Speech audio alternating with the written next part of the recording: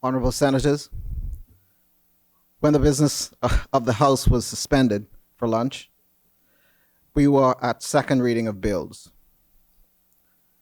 Senator the Honorable Darren Henfield had just completed his contribution to the bill, a bill for an act for the appropriation of further diverse sum of money for and towards defraying the expenses of the government of the Commonwealth of the Bahamas during the fiscal year commencing the 1st of July 2022 and ending on the 30th of June 2023.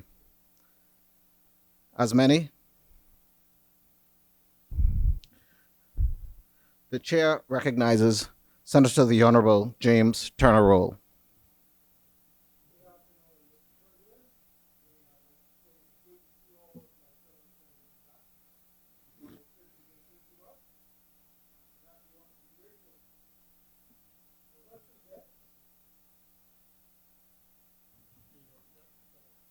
As many others have indicated, we certainly had some deaths on Grand Bahama as well, and I'd wish to extend condolences to those persons who have suffered loss.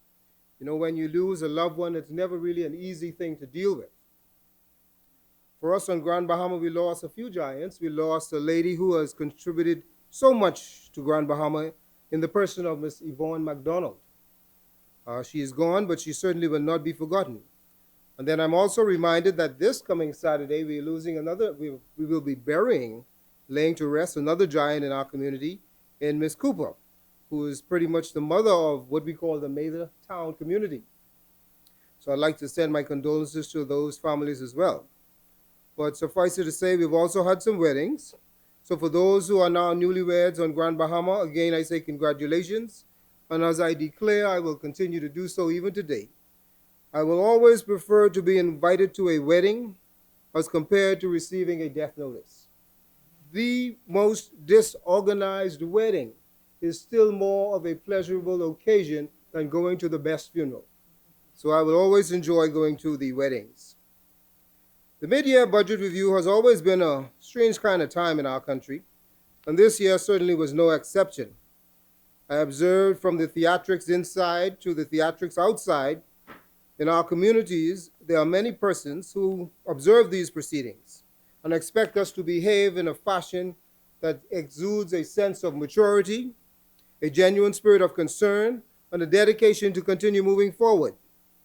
Life has taught me many lessons, and one of those that I dare not forget or take for granted is that in order to truly appreciate where you are, you ought to reflect from whence you came. When I do this, I think of the period prior to approximately a year and a half ago, when several things were quite apparent. In fact, some misfortunes were becoming more and more familiar.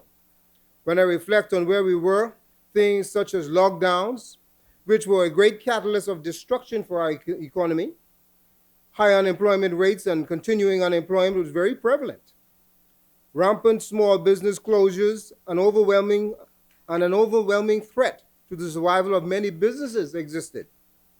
Family dislocations was something that concerned many of us on Grand Bahama. But when I say family dislocation, I term it that way because I think of those persons who, as a matter of survival, had to leave Grand Bahama and go to other islands just to have employment. This led to a number of households really being led by a single parent. I reflect on a time when families could not even attend the final burial rites of loved ones because of government rules. The anguish and trauma of these practices still linger painfully among many families in Grand Bahama today. But today I say that we can see far more clearly now. Gone is the feeling of this smoke and mirror period on Grand Bahama where you hear some rumor where there's some development coming, but it never really happened. We know that the current Bahamas government has a strategy that has been deployed in order to meet its fiscal obligations and budgetary projections. We have witnessed from the onset a priority in several areas. Tourism, for example, which continues to be the goose that lays the golden egg. We saw intentions to deal with issues with health. We know that there are several clinics that are going to be erected around the Commonwealth of the Bahamas, and certainly Grand Bahama is no exception in that list. As I think beyond that, I even recognize that the fact is the Ministry of Education is even behaving in a manner that is fit for champions, leaping over barriers and delivering for the Bahamian children. When it was time for them to return to school, we saw appropriate preparations made, and it was a reason to rejoice.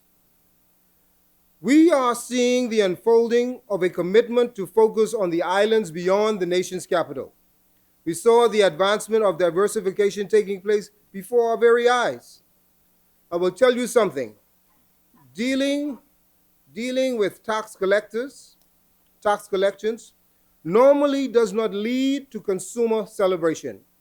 But we saw the implementation of needed tax compliance measures, not without some hiccups, but I always remind folks that if you're looking for perfection, you need only look in Jesus Christ. But we as Bahamians continue to look toward a common goal, and as we deal with our tax issues, we'll resolve those issues. Turning further to some of the other ministries before I move on, we also witnessed from a social services perspective a reduction on duty of many food items. And let me say this, we will never have sufficient reductions because the more we give, the more people can use. When we look at these adjustments, we even saw adjustments in old age pensions. We saw a Foreign Affairs Office that was very active, while the Ministry of Public Works came alive with the advancement of various projects and road developments all over the Commonwealth of the Bahamas, much to the pleasure of almost all of us. The Ministry of Youth and Culture is now returning to the prominence that once was. They are now preparing the country for the Bahama Games, the Cariftal Games, and have implemented a number of youth programs. These youth programs, no doubt, will pay dividends to our country as we move forward. The Ministry of Housing, Public Service, and National Insurance are facing their challenges head on and winning their battles one at a time. Again, there are many persons who would say there's a whole lot more that needs to be done, and I certainly agree, but clearly we are on the right path. The Ministry of Grand Bahama, the location that's dear to my heart, has been the subject of much public discussions recently, but today I say to all of the naysayers that we ought to be reminded that dogs do not bark at parked cars. We see at the Ministry of Grand Bahama a new behavior. They have helped more of the helpless in the last 12 months than their predecessors did in 4.5 years. So they ought to be congratulated for the efforts.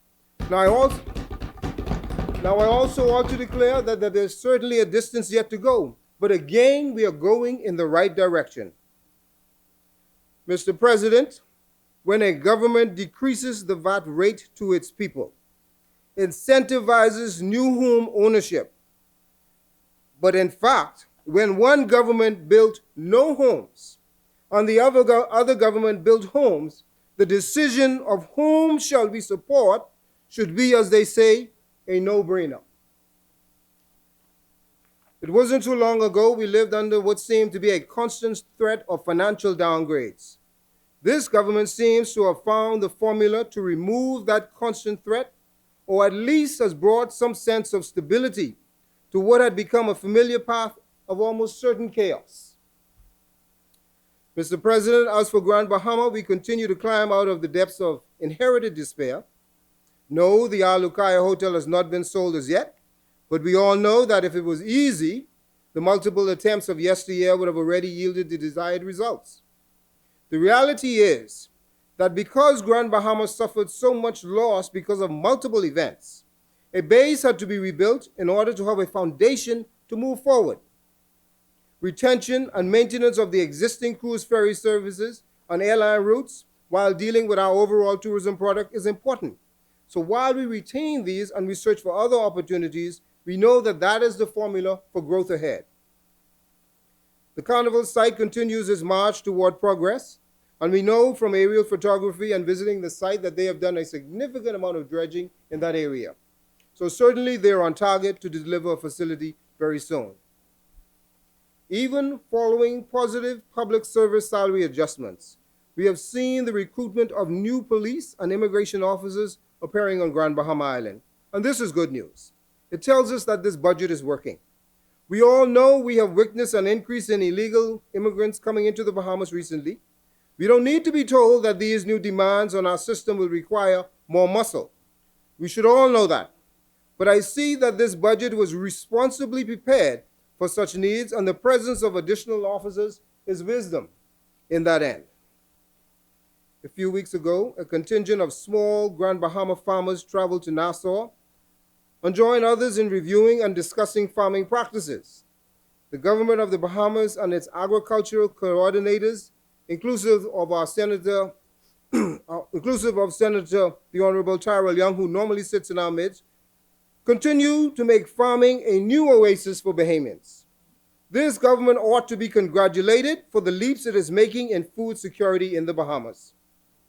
Food security is no small feat.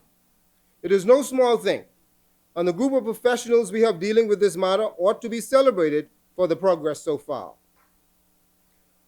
I saw in the budget presentation some revisions that clearly indicated the government's continued commitment to the outer islands and certainly to Grand Bahama. $9.1 million for the Lukai Renewal Holdings, $5.8 million for Grand Bahama Beautification Initiative. And while we talk about beautification, I ought to pause here for just a moment to clarify something, because this beautification project is more than just cleaning up, more than just general restructuring.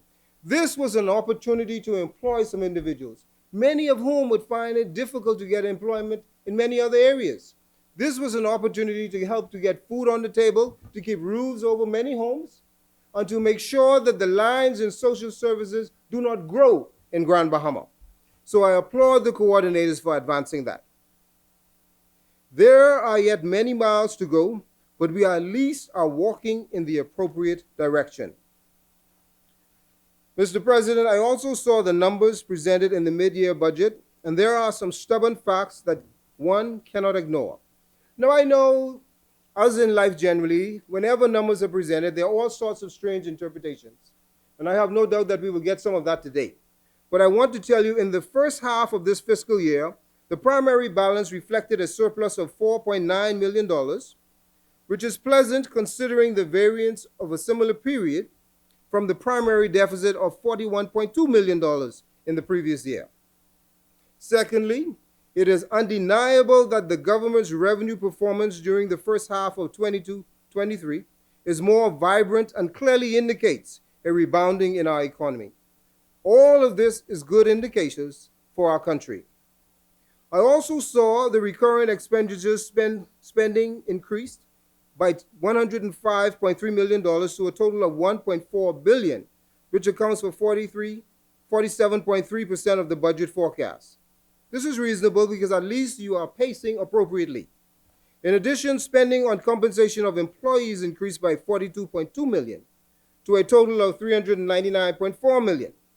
We know that this was necessitated primarily due to the higher public sector wage bill, reflecting the salary adjustments, staffing needs, and so on.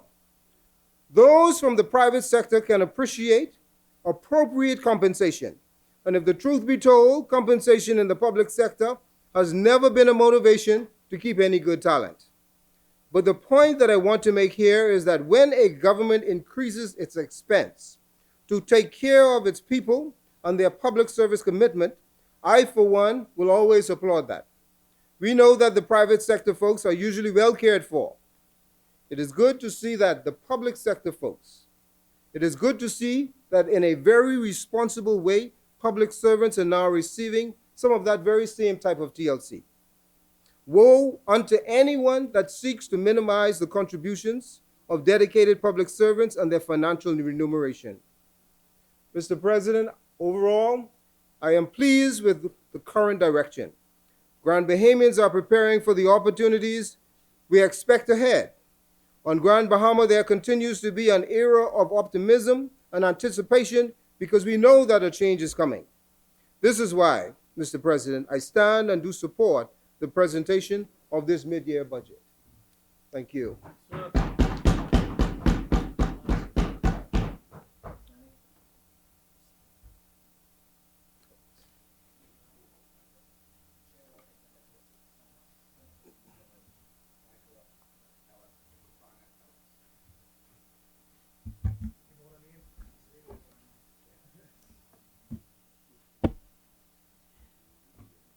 Mr.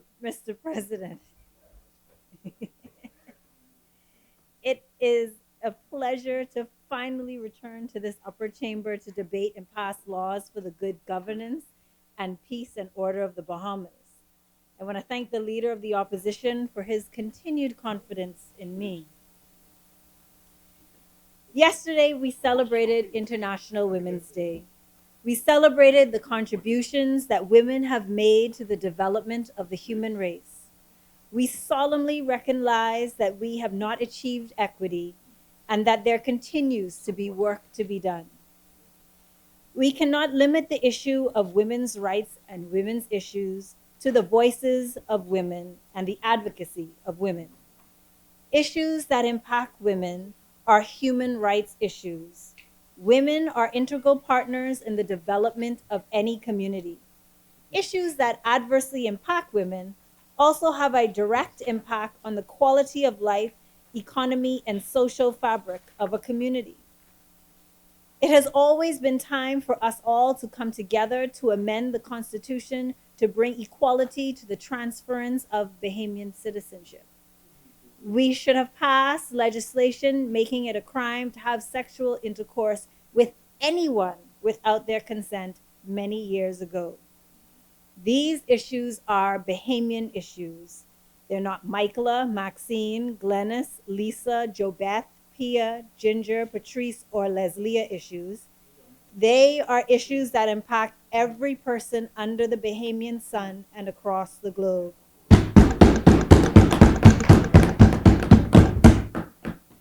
Equity requires that we provide protection and additional support to the most vulnerable members of our society. Decades of misogynist biases against women that have made us the most vulnerable members of society. These biases are so ingrained that women and men subscribe to them. We, in this place and the place next door, must lead the way by enacting legislation that compels women and men to be treated equally. Spain has taken the lead in Europe with the enactment of legislation to mandate gender parity in government and in boardrooms. The Spanish Prime Minister said, if women constitute half of society, then half of political and economic power has to belong to women. Mr. President, through you, I would like to congratulate all the women's organizations for the work that they do to raise awareness and offer support to women.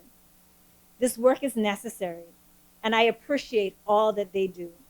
Let us continue to advocate for a better and more equitable Bahamas, because empowered women empower women. I have followed the contributions on the fiscal strategy report and the supplementary budget in that other place. In June 2020, we were promised a budget that ensured that the government could respond to the needs of the most vulnerable in society. We have, with great anticipation, looked for the government's initiatives that would support the vulnerable. We hoped that they would stop taxing our periods, but that has not happened. We hoped that we would continue to enjoy reasonable electricity bills, but that has not happened. I got my bill on Tuesday. The fuel charge for fuel consumed over 800 kilowatts has increased 57% since they took office. And do you know why, Mr. President?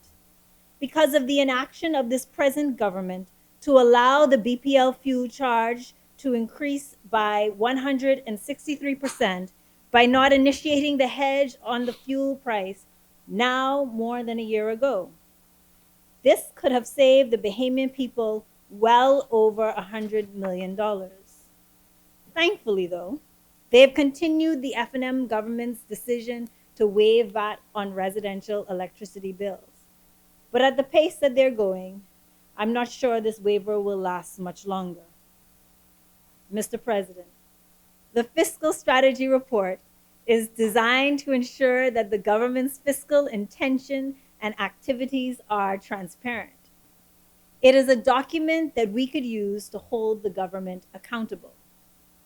The Fiscal Responsibility Act 2018 requires that the fiscal strategy report be submitted to Parliament no later than the third Wednesday of November each year.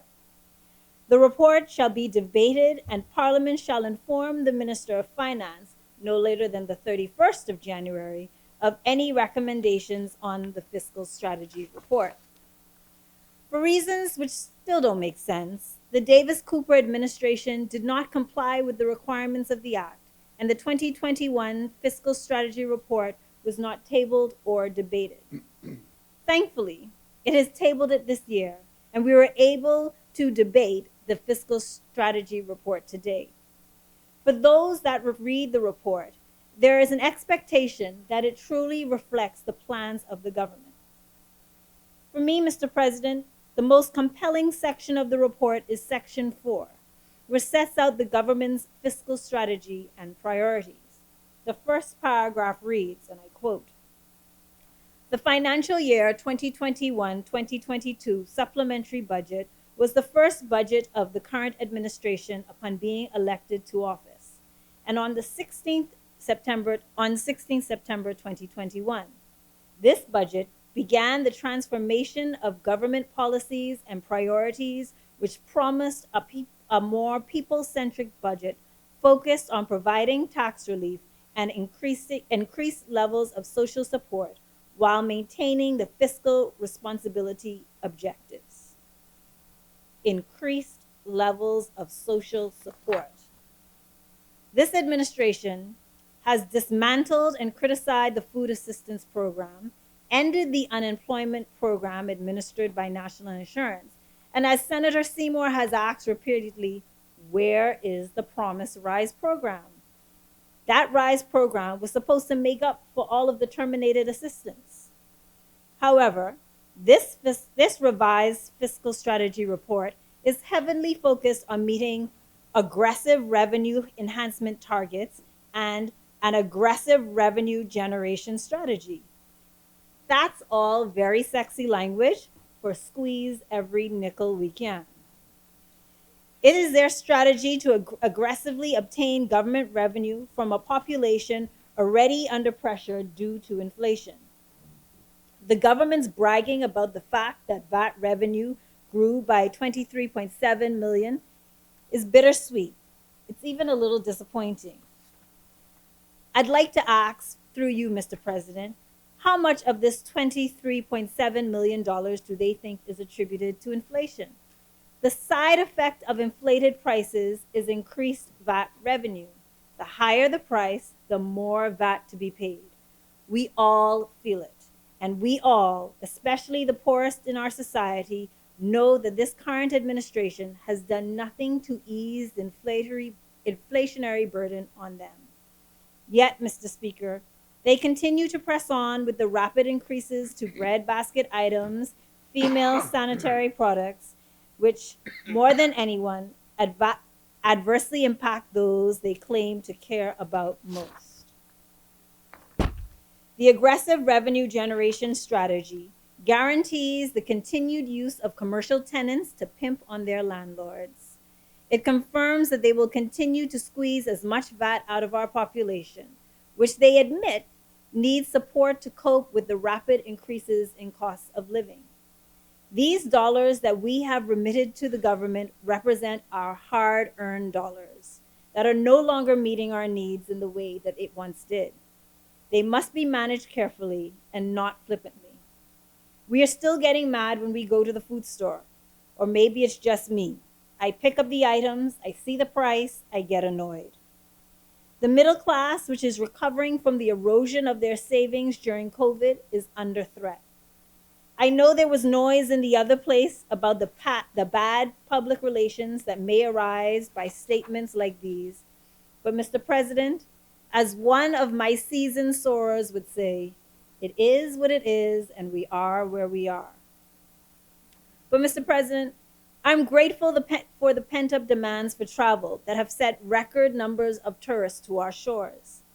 We can thank the previous Minister of Tourism and Aviation for due to his vision of a modern day and expanded cruise port, which the other side strongly fought against.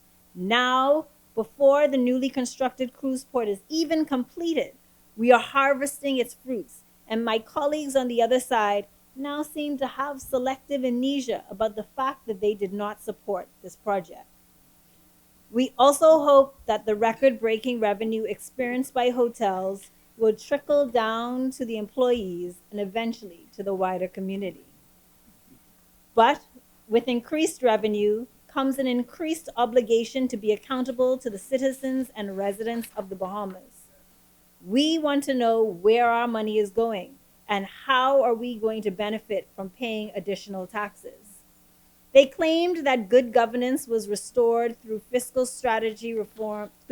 reform and fiscal accountability at the beginning of what they called a new day. But good governance goes out the window when the governing party uses the public purse to travel to Bermuda on political business. Then, when only caught, they say that their party will reimburse the Treasury.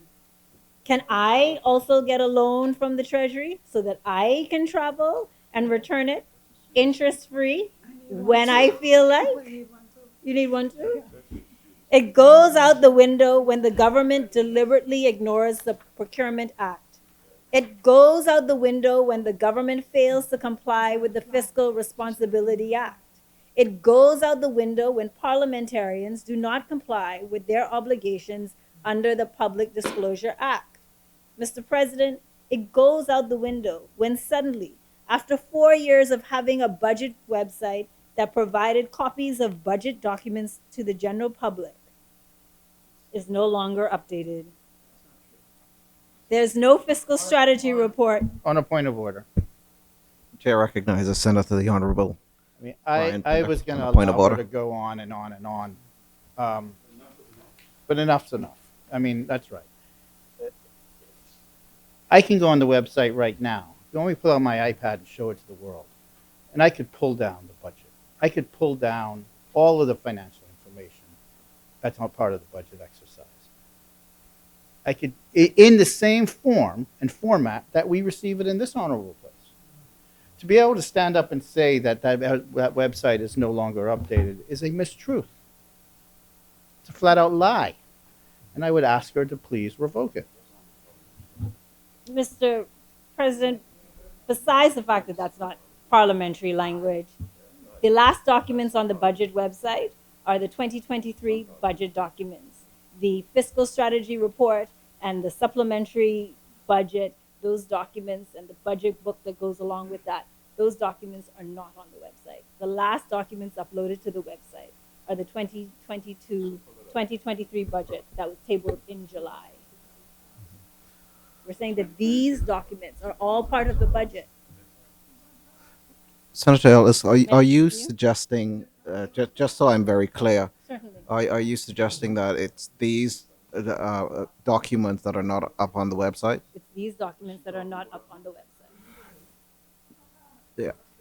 I mean, So is it? the budget book and the fiscal strategy report last year was uploaded on, when they were tabled in Parliament, they were uploaded for the public. These ones have not been uploaded like the previous ones were. I can assist, if the senator would yield. Certainly, the chair recognizes Senator. Yes, Mr. President, the senator is right. These are not on the budget website, but they are on the government website. So if one were to look at bahamas.gov.bs under budget documents, under national budget, they would find them. So the senator is right, and we would seek to rectify that. They're not on the budget website, but they are on the government of the Bahamas website. Right. Yes. Okay. Senator Ellis? May I continue? Yes, you may continue. Thank you. It is my opinion that these are all examples of this administration's departure from good governance, a departure from the principles of transparency and accountability. When I was drafting this contribution, I reviewed my contribution from last year. Many of the problems remain the same. We are now feeling the adverse effects of the decision to recall the fuel hedge. The increased cost of living has not improved. And we hear them talk about the steps that they have taken to meet the needs of the vulnerable, but we are still waiting for the relief. The Minister of Social Services just last week, and my colleague Senator Darren Henfield mentioned this, advised that 3,000 additional people have sought food assistance since February. So that's in the last month. Have gotten food assistance. That's just in the last month. It sounds like we should have kept the food program. This time last year, I said, if it is their belief that they can run the food assistance program better, then run it. Don't cancel it. The goal at the end of the day is to provide food assistance relief. But this administration is so focused on discrediting the previous administration that they have failed to meet the needs of the thousands of Bahamians who need their help. Gas station operators are still struggling to make a profit under the margin regime with the increased cost of doing business. They deserve to get a return on their investment. This is a part of ensuring that we have a healthy economy. Gas station owners have warned us that they will soon take action to reduce their losses, which may include reducing their operating hours or cutting their staff. They've even hinted that they may withdraw their services. We can't get a straight answer on the plan to save the National Insurance Fund to save our lives. They have made a decision, but it has not been revealed to us. Minister LaRota in that other place was correct. We cannot continue to kick the can down the road. New problems have arisen. We have had a record-breaking year of murders, and the actions, in my opinion, have gotten more and more brazen. Victims are being shot in broad daylight on a Friday morning, practically in front of a hotel, or being chased down the road. This is a Bahamian issue that we need to get a handle on. We are concerned more than ever about the protection of our borders and the enforcement of our immigration laws. We are disheartened by the deteriorating conditions in Haiti, but the increasing numbers of undocumented persons in the Bahamas is another issue that cannot be kicked down the road. Looming on the horizon is the change on how VAT will be treated for medical services.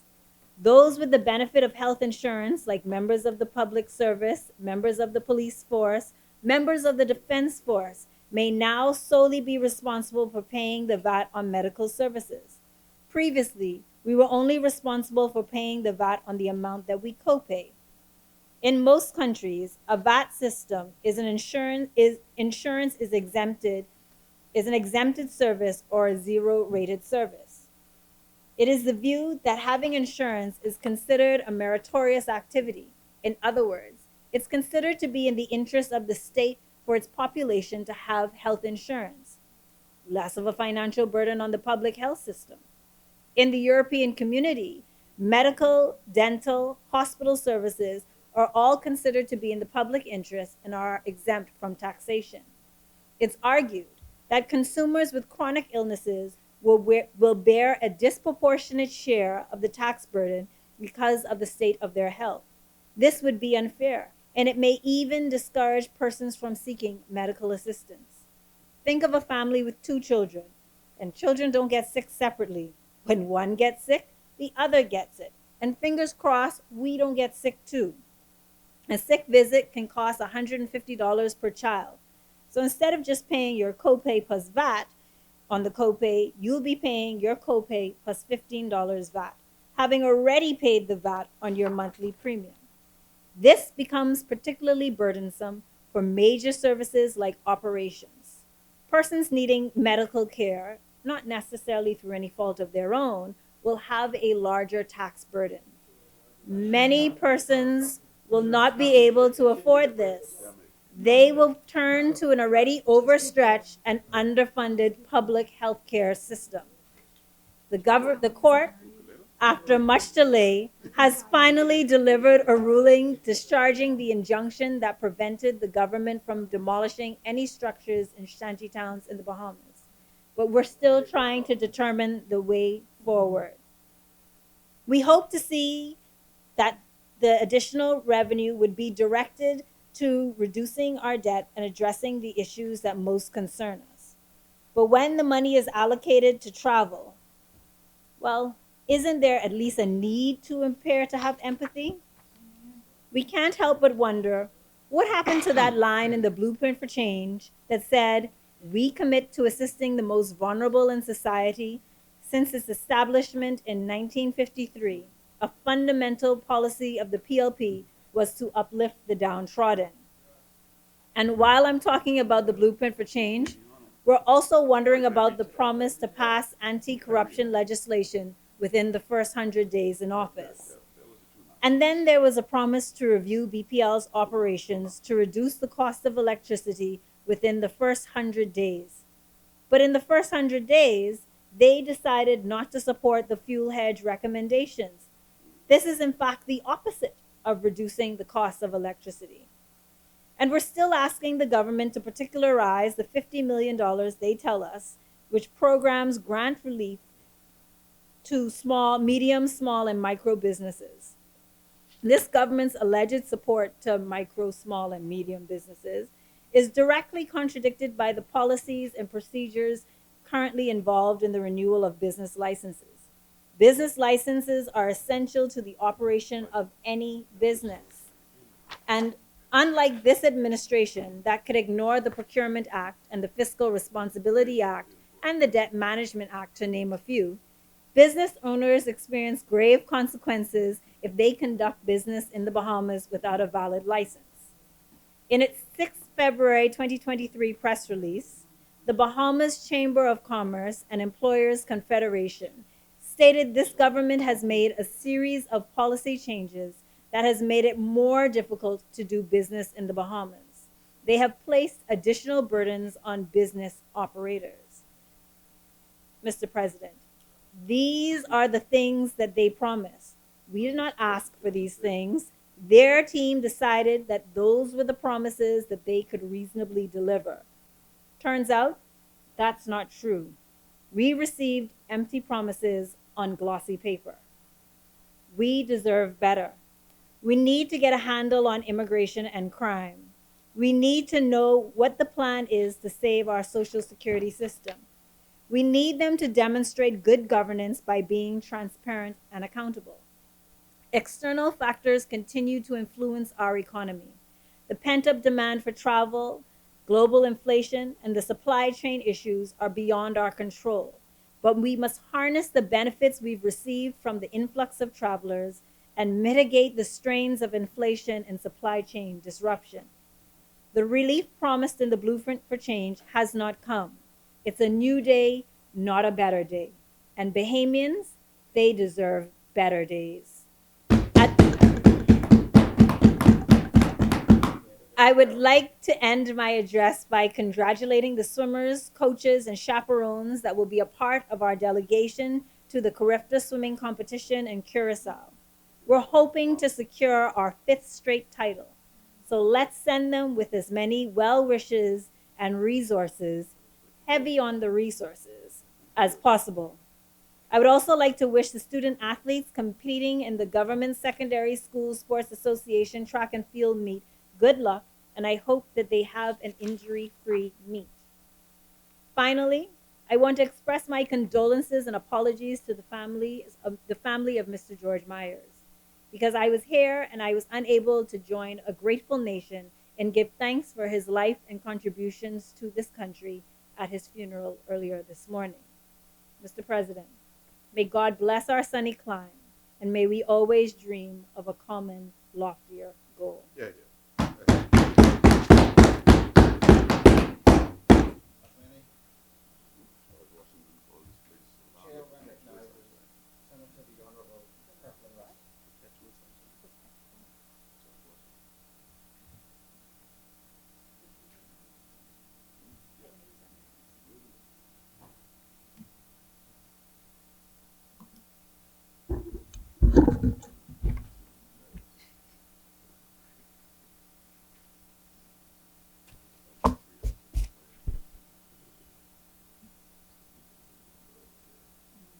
Thank you, Mr. President. Once again, let me begin by truly thanking Almighty God For I know and understand that it's only by His grace and blessings that I can stand in this honored place once again to speak on behalf of the people of this great country. I wish to thank our distinguished Prime Minister and Minister of Finance, the Honorable Philip Edward Davis, for reposing confidence in me to serve as one of his government's honorable senators.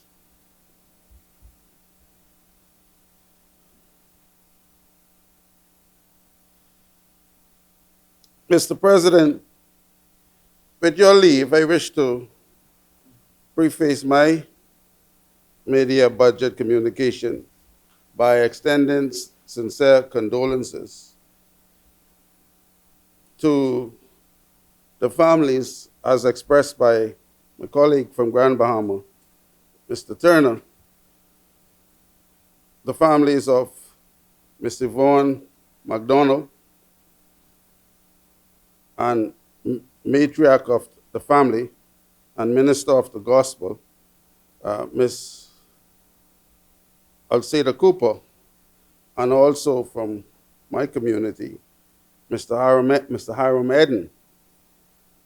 Mr. President, let me just say that Ms. McDonald was a giant on the island of Grand Bahama. She and her husband, Mr. Leslie McDonald, founded the world-renowned Legends Marching Band. She also rose to the rank of Commandant of the Girls Brigade, Grand Bahama and Turks and Caicos. She was an educator of the youngest Bahamians, those in nursery school. She had a nursery school at St. John's. And she always provided opportunities for the most vulnerable. And yes, she was elevated to the position of stalwart counselor, the highest ranking position within the Progressive Liberal Party. Minister Cooper, she is my family, was a Christian lady who went around the country singing, preaching, and praising God. She was a fine cook and a great mother, and a fixture at the Shiloh Baptist Church in Maidetown. Mr. Eden was a lifelong taxi driver, and the 62-year-long husband of my good cousin Vernell Eden. May their souls rest in peace. Mr. President, I also wish at this time to congratulate my beautiful niece, Danielle Adams Cooper, and her husband, Mr. Asher Cooper, on their recent wedding. May they enjoy a long, happy, and fruitful marriage. I thank you, Mr. President, for your indulgence. Mr. President, today is indeed another special day in the life of the Bahamas. We find ourselves here debating the mid-year point of the first full-year budget produced by this Davis administration. The budget, which was originally dubbed the Way Forward budget, has advanced the nation's recovery from multiple crises, and it sets out a well-crafted framework for rebuilding an economy that is being guided with careful and compassionate hands. Mr. President, in this budget, the government has strategically introduced a number of measures to address the negative impact of the global inflation crisis, as well as the impact caused by the unfortunate shock to the economy due in part by the mismanagement of the COVID-19 pandemic and the snail-like response to the Hurricane Dorian aftermath by the former administration. Some of those measures that has been implemented include raising the minimum wage, increasing pension, reducing VAT, reducing or suspension import duty on a broad range of goods, and expanding the list of items subject to price control, including certain medical drugs. Indeed, this Way Forward budget outlines the government plans to recover, rebuild, and revolutionize the Bahamas for the advancement and improvement of our country and all Bahamians. Mr. President, this mid-year supplementary budget we're debating today will also position the government to continue to recover, rebuild, and revolutionize our nation's infrastructure, while also being able at the same time to provide compassionate relief to those in need.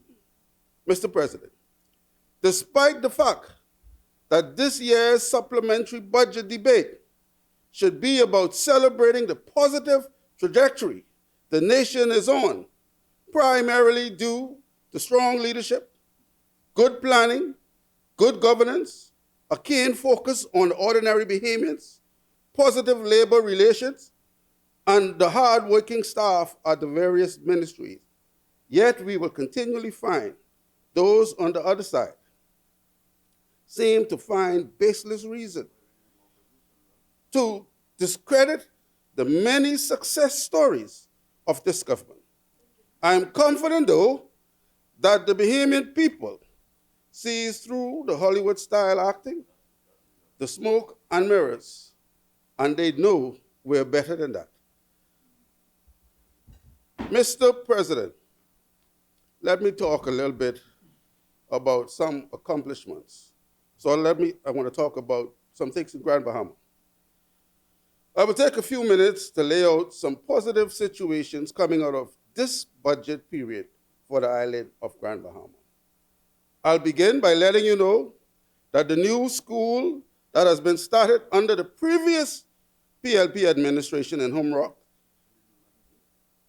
is just about 100% completed and will be ready to welcome students during the upcoming school year. Let me say that we met the school as we left it. Not only the school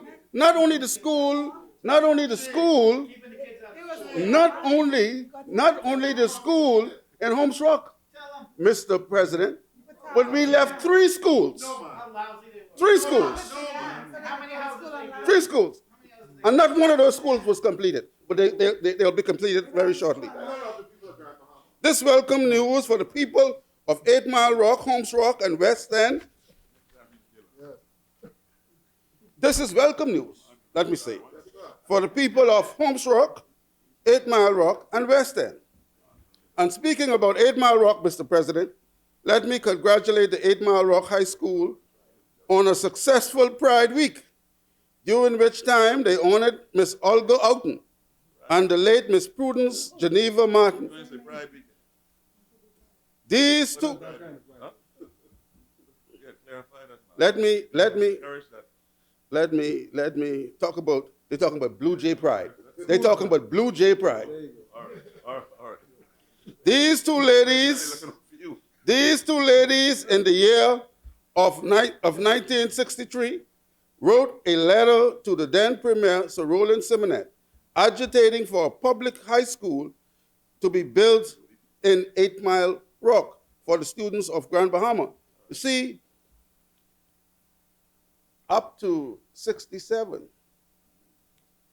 children in Grand Bahama, in my community, my brothers and family members, had to travel to Nassau to go to high school.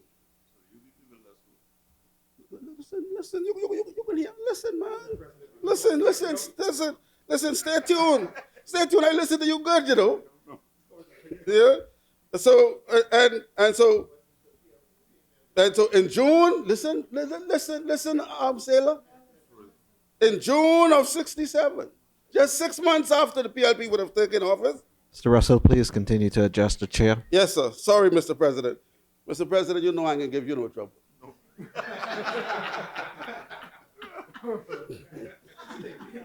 The 8 Mile Rock High School was opened in a single-story building with some 500 students.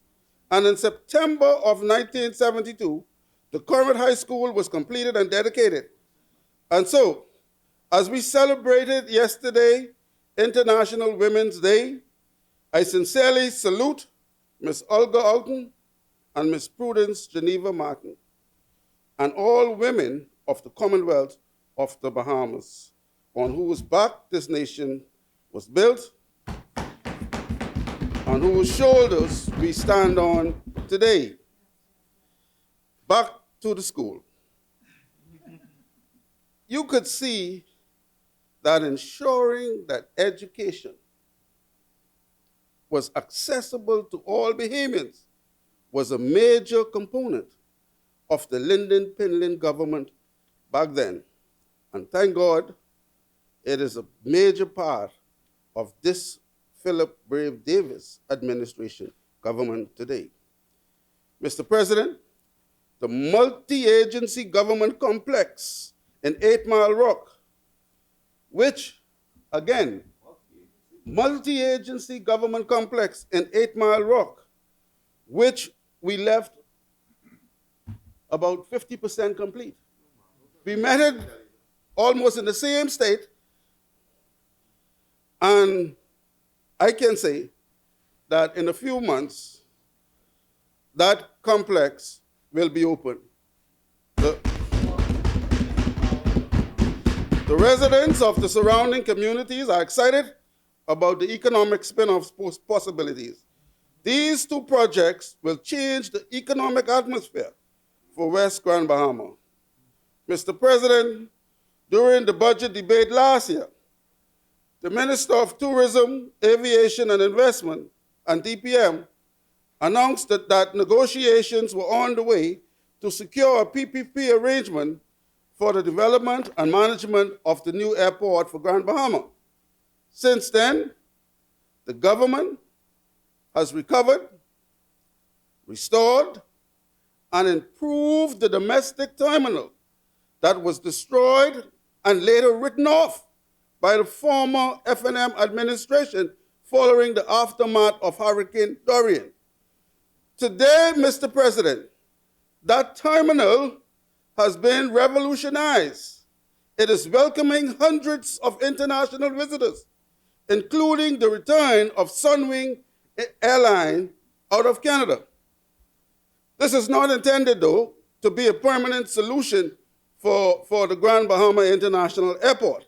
However, what it does do is breathe life into the Grand Bahama economy, put heads in bed in our hotels, and give all stakeholders in the tourism industry on the island hope and confidence that better days are coming.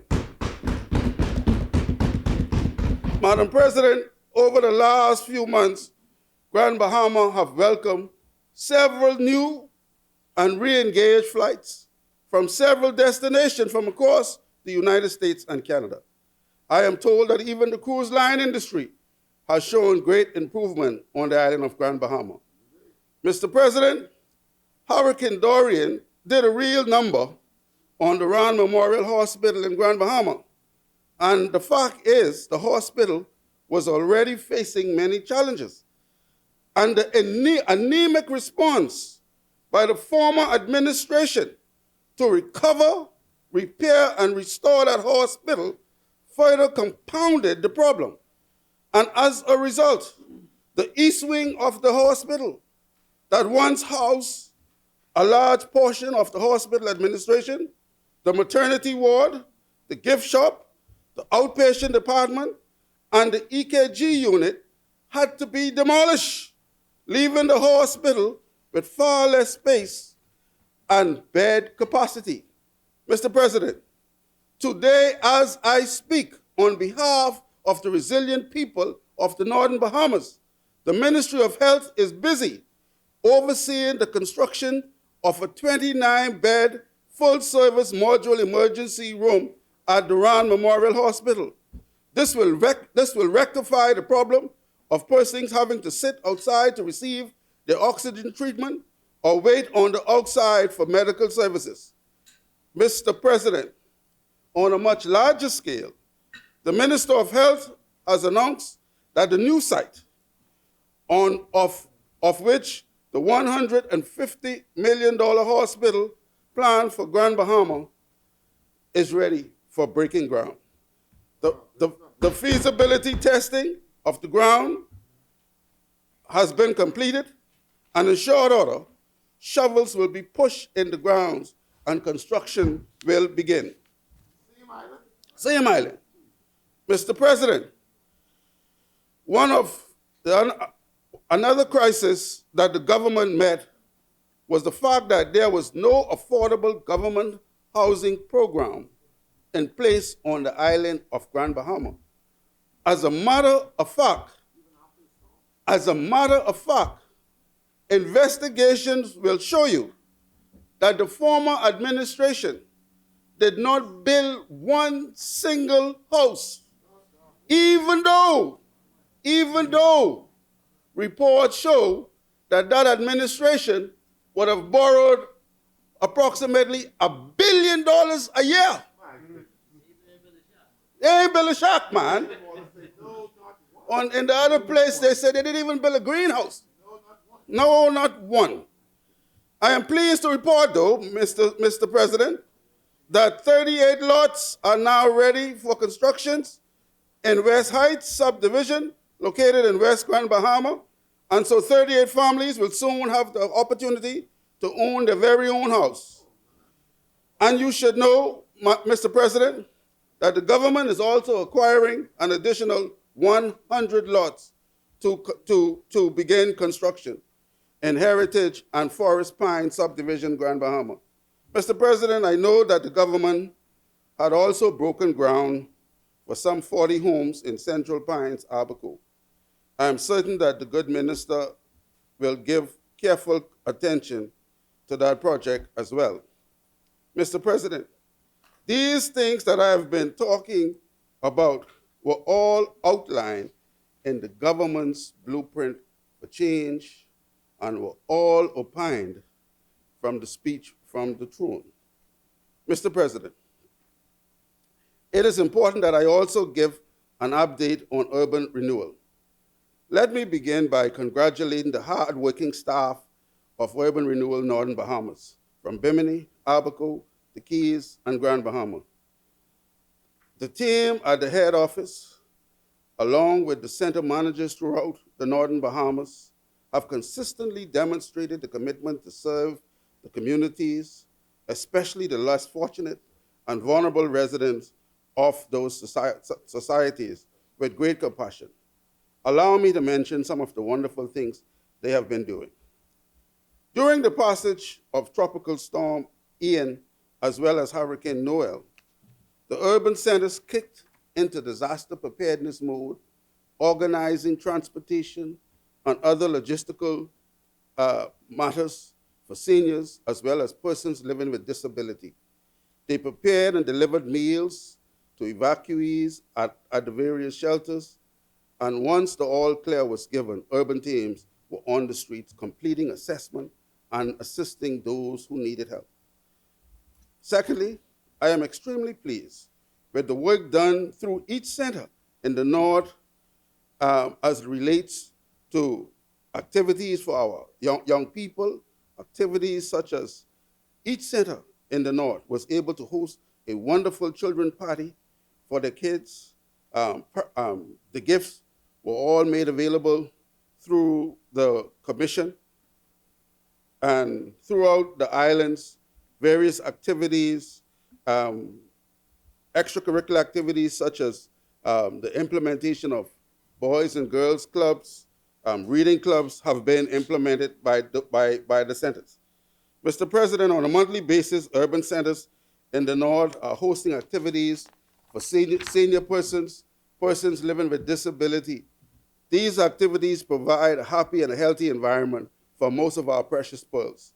Centers are also hosting educational classes and programs for our seniors. Then there is the breakfast feeding program, Mr. President, for our school children. During the beginning of the school year and my visit to the public schools on Grand Bahama, it was obvious that many of our students came to school on empty stomach, especially the kids who are already on the lunch program. And so once again, Urban came to the rescue, as it was designed to do. Center managers and their teams cooked breakfast delivered to the schools and catered to students who would stop by for hot meals several days per week. That program exists today. Mr. President, I am very proud of the work of urban and the police, as in particular, the community police department. And when I wrote this and came in here today and started to glean through the police, the Royal Bahamas Police Force Commissioner's plan, and when you look at his first plan to tackle crime, and he talked about creating a relationship, a response about headed by the community policing department. And when he outlined programs like going door to door, engaging with the community, those are programs that exist in the northern Bahamas today. On a daily basis, the community police department, along with urban workers, go door to door to check on, interview the various residents. And coming out of those walkabout, you would discover seniors, persons who are sick and shut-in, persons who need various assistance. You would even discover information that the police would not normally get on the street through those encounters. And so I truly understand what the Commissioner of Police is attempting to do. And I believe all of us must fully support the Commissioner of Police and his endeavors to rid this country of crime and the fear of crime. Mr. President, also within that particular program with the police and the urban renewal teams, they have created neighborhood watch groups, chats for persons living with disability. And so what that allows those persons to have direct access to the police, church leaders, community leaders, urban leaders, social leaders, and so you are able to react with rapid response to their needs.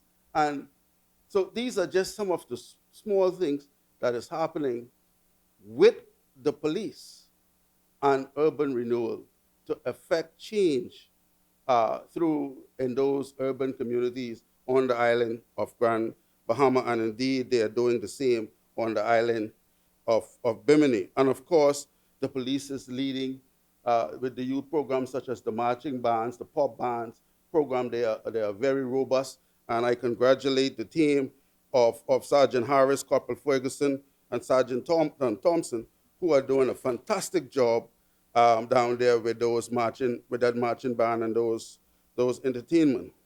There is no doubt, Mr. President, that many residents of Abaco as well as Grand Bahama are still in need of house repair assistance, and contractors and craftsmen and are also anxious and waiting for work opportunities. I am very confident, Mr. President, that the Prime Minister during this second half of the Way Forward budget will find the necessary funding to begin a robust, very aggressive repair program. The Small Homes Department and the team never stop accepting applications and have been extremely busy completing assessments. They are ready to go. I want to assure Abaco and the parliamentarians down there, I know I have two colleagues down there as well as my colleague here in the Senate who continue to agitate for the people of Abaco. I want to assure Brother Cornish, Brother Pinder, and those that Abaco will be treated with priority. Mr. President, I am pleased to let you know that in a couple of weeks, we will be opening new urban centers in West End and a new center in East End. New social services office will also be open at each location. This is designed to bring the necessary help and relief to the residents of those communities in a manner that meets their need. One will recall, Mr. President, that all government services will were closed in East Grand Bahama following Hurricane Dorian. However, as promised in the Blueprint for Change, today the administrator's office is back with 2 administrators in East Grand Bahama. The police station is open and fully servicing those communities. The clinic has been reopened, and now social services and urban renewal will be open in East Grand Bahama. And so the residents of Sweeting Scheme, McLeanstown, Pelican Point, High Rock, Gold Rock, and the surrounding areas will be able to have and utilize these various government services. The Northern Bahamas head office of urban renewal has been relocated to Queens Highway in the former controlled chemical building. This location will allow the general public easy access, provide the necessary storage capacity needed to execute various projects, as well as provide crucial training rooms needed to facilitate our incoming educational programs. At this time, I just want to truly thank our many volunteers and donors in urban renewal, Northern Bahamas. They have been really making our work light and providing a wonderful service, priceless service to the residents there in the Northern Bahamas. In closing, Mr. President, I want to talk a little bit about labor. Mr. President, workers and their bargaining agents has not been left out of this way forward budget. And this midterm budget debate provides the perfect opportunity for an update.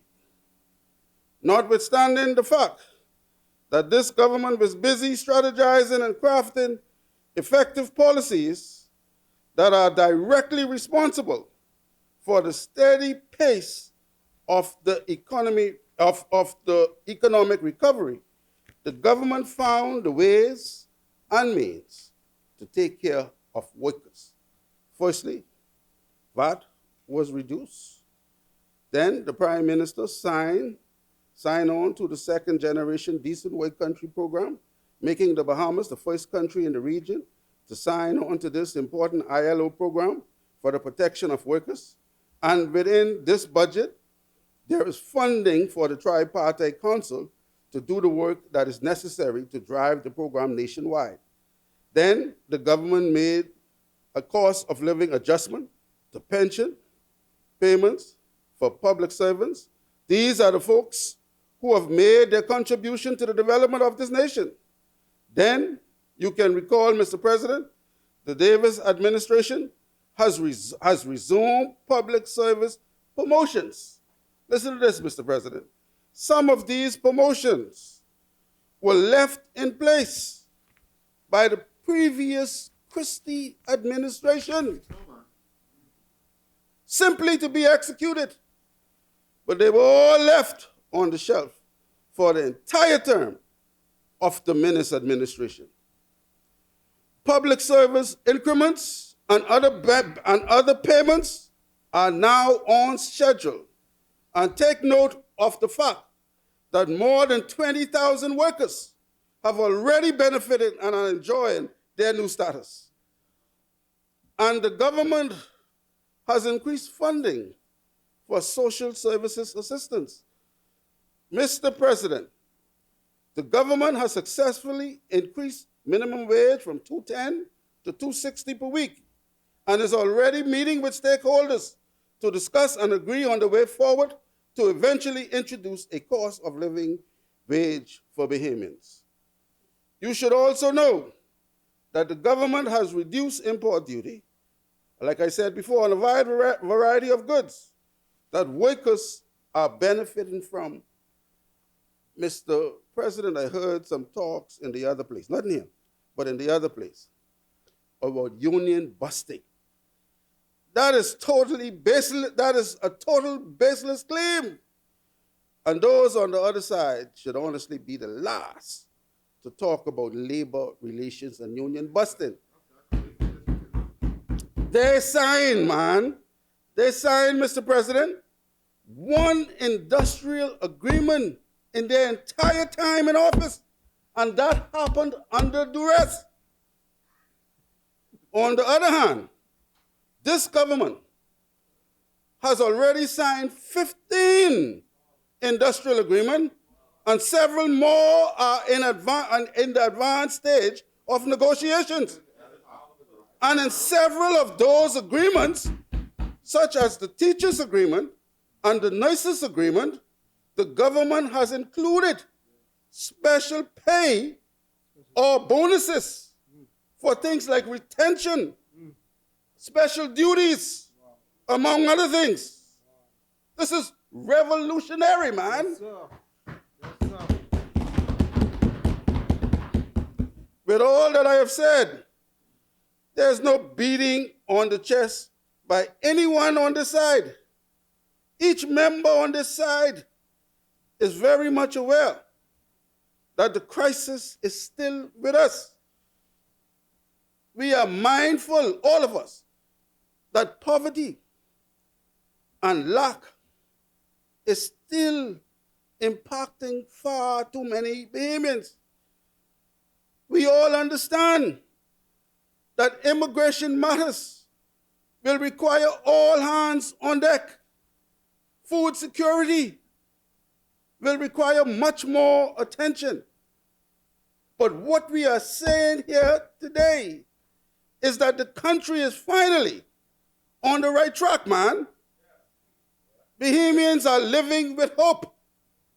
They are going to bed each night, sleeping well, because they know that when they rise in the morning, they will find a government toiling in the fields on their behalf.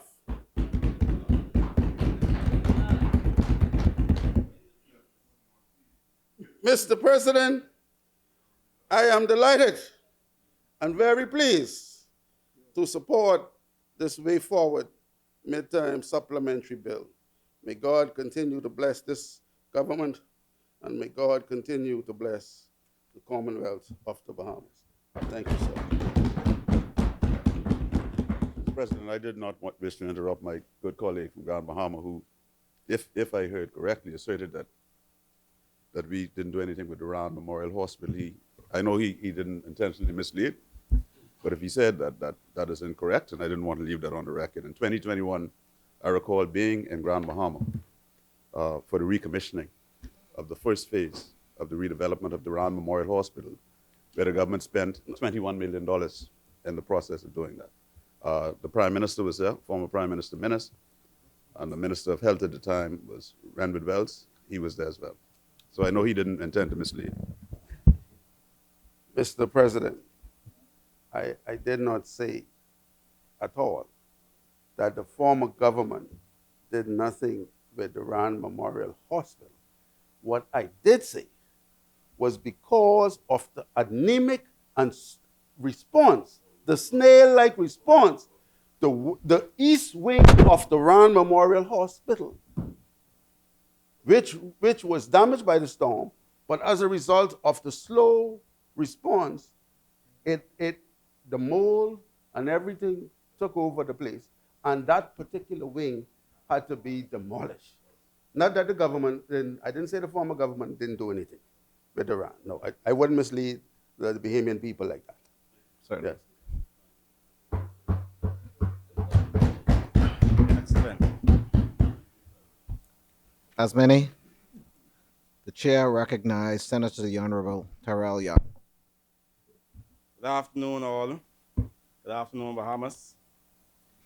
Mr. President, just before I get started with today's contribution, I would just like to piggyback on what the good senator from Freeport, Mr. Russell, had said. And based on the awesome and great news that I'm hearing coming out of Grand Bahama under this Davis-led administration in a few short months into governance, it is truly, truly a new day in Grand Bahama.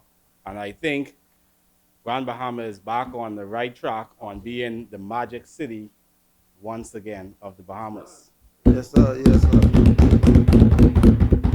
Mr. President, Today I stand here thanking the Almighty God for all that has been done thus far, Mr. President.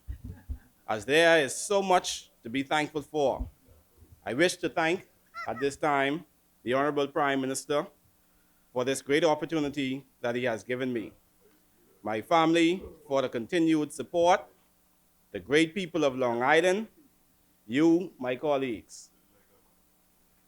Mr. President, we are all here for one purpose, to serve the Bahamian people, and this we should be grateful for.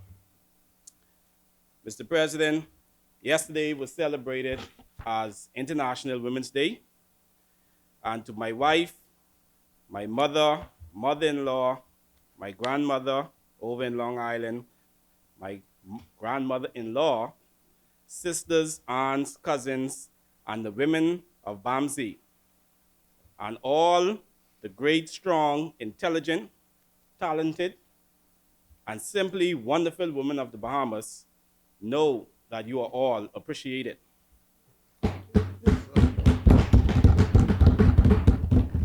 Mr. President, today we gather here to focus on the midterm budget.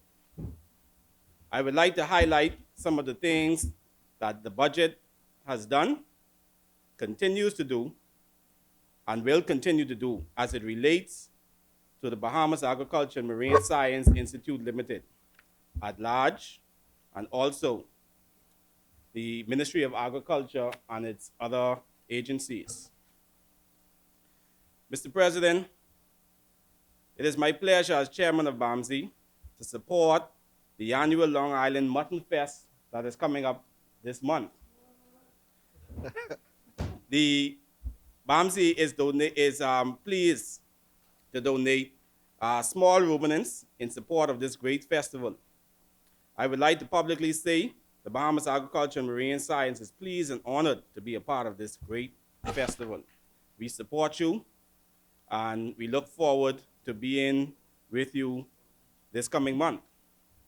The Bahamas Agriculture and Marine Science Institute Limited, better known as BAMSI, is currently fulfilling the government's goal and our blueprint of change for food security for the Bahamas and for the Bahamian people with the construction and facilitation of commercial greenhouse parks that are being launched across the Commonwealth of the Bahamas. Mr. President, we want the Bahamas to stay tuned to BAMSI's social media platforms as we are about to launch some exciting projects that will create opportunities for entrepreneurship across the Bahamas. Mr. President, BAMSI has made requests for farmland to BAIC and was granted 5 acres of land in Spring City, Abaco, and 5 acres in Hatchet Bay, Luther, for the establishment of our greenhouse parks. We are pleased to announce that our first greenhouse is on the ground, and I repeat, our first greenhouse is on the ground in Hatchet Bay, Luther, and is being processed for construction. These greenhouses are being done in a sustainable way, in accordance with our administration's advocacy for renewable energy and climate change. Our greenhouses will be equipped with renewable energy, which will assist the farmers who will be operating these greenhouses in huge revenue savings, in huge savings from their revenues on electricity bills, allowing them to have more funds available for future growth. These facilities will also be used as a model for students and locals to be trained on the Family Islands. This is also in keeping with the Davis administration blueprint for renewable energy and climate change. BAMSI is looking forward to expansion of additional extension offices across our Commonwealth, with offices being sought in Long Island, Exuma, Grand Bahama, and South Andros to better assist farmers across our country. Mr. President, our seedlings program is doing well. and is well received. Our seedlings program is currently in full swing. Our extension officers on the various family islands are distributing tens of thousands of seedlings every week, every month to assist commercial and backyard farmers. Mr. President, I'd like to bring to light BAMSI has launched our new commercial poultry program with the purchase of 5,000 chicks, some which will be utilized in the establishment of our table eggs, in our table eggs program. And BAMSI has already started donating and selling additional chicks to farmers in Nassau and the various family islands. As the cost of eggs has tripled, this program will work hand in hand with BAIC's Golden Egg Yolk program, which will bring sustainability to the local poultry market and help to ease the burden on farmers and consumers likewise. Mr. President, Bahamas, just to give you a preview of other ways that BAMSI will tie into this National Golden Yolk program. One, BAMSI will be the incubator for the Golden Yolk program. Two, BAMSI will provide the training courses for the poultry farmers who will be a part of this Golden Yolk program. Three, BAMSI will also assist by having our extension officers across the family islands render technical support and assistance to these poultry farmers. Mr. President, this is one agriculture department, and we are all working together as a team.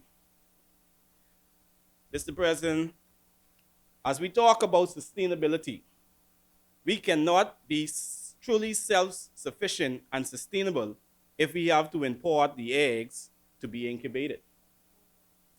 To mediate this issue and be truly sustainable, BAMSI has purchased 2 incubators. BAMSI will source the chicks that produce eggs for the broilers and the layers. This, Mr. President, will make us truly sustainable.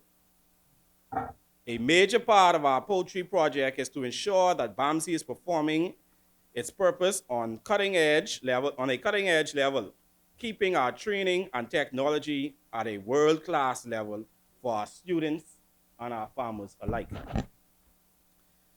We will also be able to supply and bring stability to the local poultry market as we would not have to import these eggs.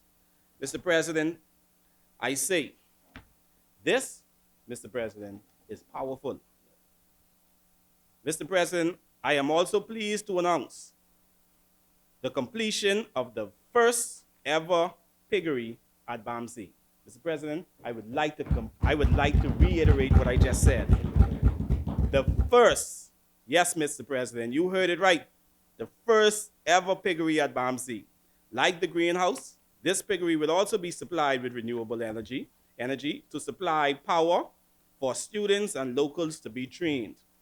In addition, there would be a waste management system to reuse the animal waste, both from the piggery and the poultry house, to be used on the BAMSI tutorial farm as a fertilizer, reducing the cost of production on the farm.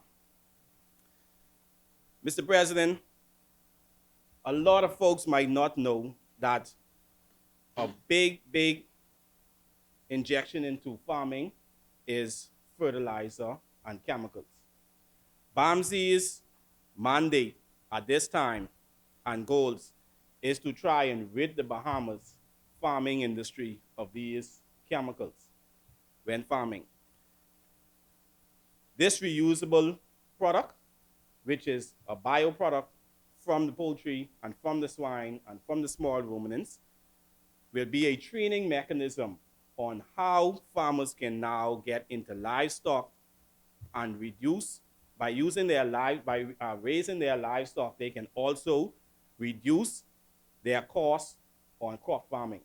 And this right here is truly a sustainable way of farming and a more robust, a more inexpensive, and a more natural approach to farming today. Our livestock across the Bahamas BAMSI is also distributing livestock across the Bahamas to increase quality of small ruminants bloodline in the Bahamas. Mr. President, BAMSI has also expanded the fields of the tutorial farm in Andres. This will allow the farm to yield more produce, which will enable us in achieving another one of our promises in our blueprint. Once again, we are achieving another one of our promises in our blueprint by allowing to increase its assistance in the feeding of the elderly and the less fortunate among us. Also assisting by providing more locally grown produce to the local market, which will in turn reduce the amount of our imports. Mr. President, I am pleased to announce today that BAMSI has given the green light for Long Island to be the country's #1 producer. Yes, Mr. President, Long Island will be the #1 source of producing bananas and plantain in the Bahamas. An initiative program is underway at BAMSI that will provide farmers with thousands of banana suckers. It is our goal at BAMSI not to only be a catalyst to help our nation reach self-sufficiency in table eggs, but we are also on a mission to supply farmers across the Commonwealth of the Bahamas with tens of thousands of plantain and banana suckers in a bid to also make the market self-sufficient in the Bahamas. Make this market self-sufficient in the Bahamas. Mr. President, BAMSI was asked to be a part of the Bahamas Jubilee Games. The Bahamas Jubilee Games preparation, which will be held on the 6th through the 18th of July 2023. BAMSI role will be a catalyst to connect local farmers and processors with the University of the Bahamas Culinary Arts Committee that has agreed to purchase as much imports as possible from the local farmers and processors to provide food for the athletes that will be participating in the Bahamas Jubilee Games. This is another prime example, and I want the Bahamas to really focus on the linkage and the initiatives that the government agencies is taking the approach in which this is a prime example of how government agencies working in unison to support and empower local businessmen. Mr. President, BAMSI over the past 18 months has rapidly grown with many first-time projects already launched in 18 months and many more to come. Once again, another first at BAMSI, like I said, Mr. President. As we continue to assist farmers, BAMSI has also created a floating fleet of heavy-duty equipment to be used on the different family islands to better assist farmers with the clearing down of their properties, preparation of their farmlands for raised beds and the likes for the planting season. Mr. President, we engage farmers across the Bahamas. We have listened to their cries, and this program was launched to wipe those tears. Mr. President, as this has been a major hurdle, a huge problem for farmers, for many farmers that farmers have faced. Once again, Mr. President, another first at BAMSI as we continue to focus on youths of our nation and the future of farming in the Bahamas. BAMSI is introducing the BAMSI Cadet Program to all of our schools. This program will target our primary through high school students and introduce them to everything pertaining to agriculture and marine science, as our goal is to encourage students to venture into these. It's our goal to encourage students to venture into these career fields. BAMSI is focused on having the institute open for the fall 2023 semester. BPL has installed the switchgear at BAMSI, which is the center hub of electricity distribution from BPL to Bahamas campus. Mr. President, the Ministry of Works is continuing to work with us to have our students face to face as we introduce persons to the profitability and the technology that is now available and being used in the agriculture sector in order to spark interest for agriculture and marine science careers. Our Academics Affairs Department is continuing to spread the word to promote the Institute by advertisement and visiting schools throughout the Bahamas and internationally in an effort to attract students to BAMSI's Institute. Mr. President, I would like to say BAMSI is in conjunction with the Ministry of Tourism. BAMSI, in conjunction with the Ministry of Tourism, has set in motion the flats fishing program. Fishermen across the Family Islands, which will benefit from this program as discussed. This program is designed to assist fishermen in becoming certified flats fishing guides. As a part of the program, fishermen also took part in a Bahama host and boat captain training course. This training exercise has already been put on twice, and a third course is expected to begin in the summer. Mr. President, I'd just like to highlight that this is the first time in the Bahamas that this has been done. Our people had to go outside of the Bahamas to be trained to come back inside the Bahamas to operate a business that we promote on our tourism page. So the Ministry of Tourism, under the leadership of our good Deputy Prime Minister, Mr. I. Chester Cooper, has made it an important program to be launched and to be launched right away for the training of our people to better fit the skills that are needed to ensure that safety on the waters and availability in these markets to Bahamian entrepreneurs is available once again. Mr. President, our academic affairs team is currently on the move. Our students' numbers are on the rise, and BAMSI is on the move.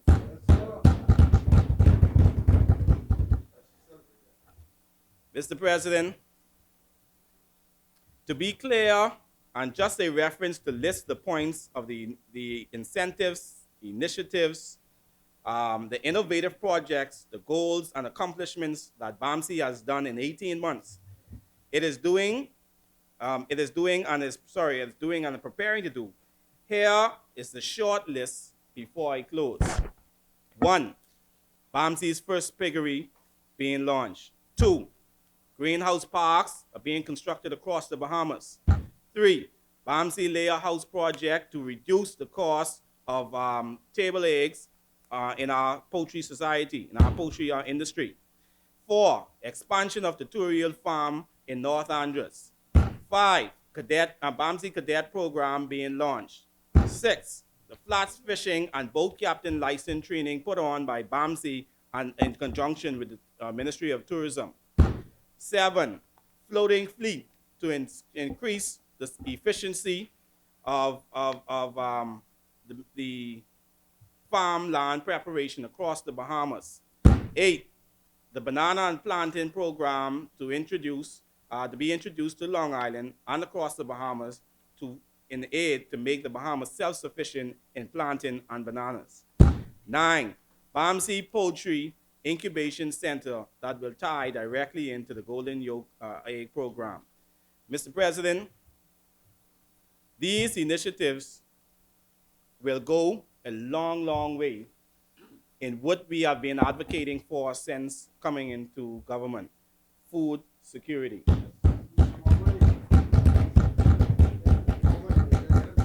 Mr. President, I would like to take this time to thank the management and staff of BAMSI for their hard work and their dedication thus far. We are indeed on the move in making BAMSI great. and moving in the right direction toward food security for the Bahamas. Mr. President, in the words of Helen Keller, and I quote, "Alone we can do so little.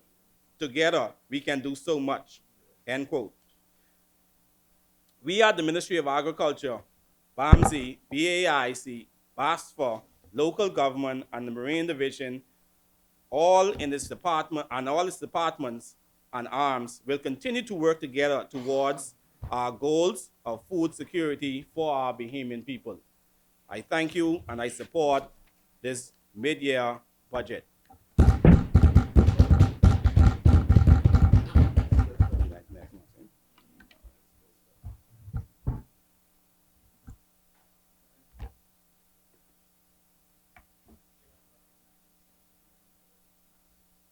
Thank you. Thank you very much, Mr. President. Mr. President, whom God keeps is well kept. And I am grateful to him for the opportunity to function in this honorable role. And I am likewise thankful to the leader of the opposition, the Honorable Michael C. Pintard, whose good pleasure I serve at. Congratulations to you, Mr. President. The wig looks good on you. I like it. I like it. As many of my colleagues would have noted, yesterday we celebrated International Women's Day, a time we recognize the incredible achievements of women in our country and around the world, a day that highlights the ongoing struggle for gender equity and equality and the important role that women play in shaping our society. Every Bahamian, Mr. President, deserves equal rights, access, and protections, whether they are men or women. We must all work together to build a more equitable and equal Bahamas, because when there is equality and equity, our Commonwealth will be a better place in which we all can reside. Mr. President, as noted, today is World Kidney Day, and we would have welcomed the Bahamas Kidney Association and some of its representatives earlier. I encourage everybody through you to register for the Fun Run Walk scheduled for March 18, and to wear green this month, to make a donation, to buy a pin. Visit the BKA's website or Facebook page to learn more about how you can get involved with other activities this month, and all year long, of course. Let's all join the fight against kidney disease. Mr. President, at this time, I'd like to extend sympathies to just a few people. You know, death is very difficult, and it comes at us as a surprise, no matter when. There's no way you could really plan or prepare for it. And I can't imagine as a wife having to live without my husband. And so at this time, I'd like to extend condolences to Pauline Allen Dean and Michelle Griffin, who mourn the loss of their husbands since we would have last met. You know, it's difficult in Pauline Allen Dean's case, you know, for both of them. They've been married for decades to each other, and now they must wake up alone without having their husbands by their sides. And I can't imagine what that's like. So I really want to let those ladies know, Pauline Allen Dean and Michelle Griffin, that I continue to pray for them. And Mr. President, losing a mother must also be extremely difficult. Another experience that I have not had and I'm not looking forward to. And so I would like to extend sympathy to Mavis Vanderpool, to Heather McDonald, and to Chrislyn Skippings, who the three of them would have lost their mothers as well. And it's difficult. They're all ladies. And, you know, I'm sure Mavis, Heather, and Chrislyn are just trying to live with that loss because, you know, there's no way of really replacing a relationship of that with a mother. And so we continue to pray for them as well as all other persons who would have lost loved ones.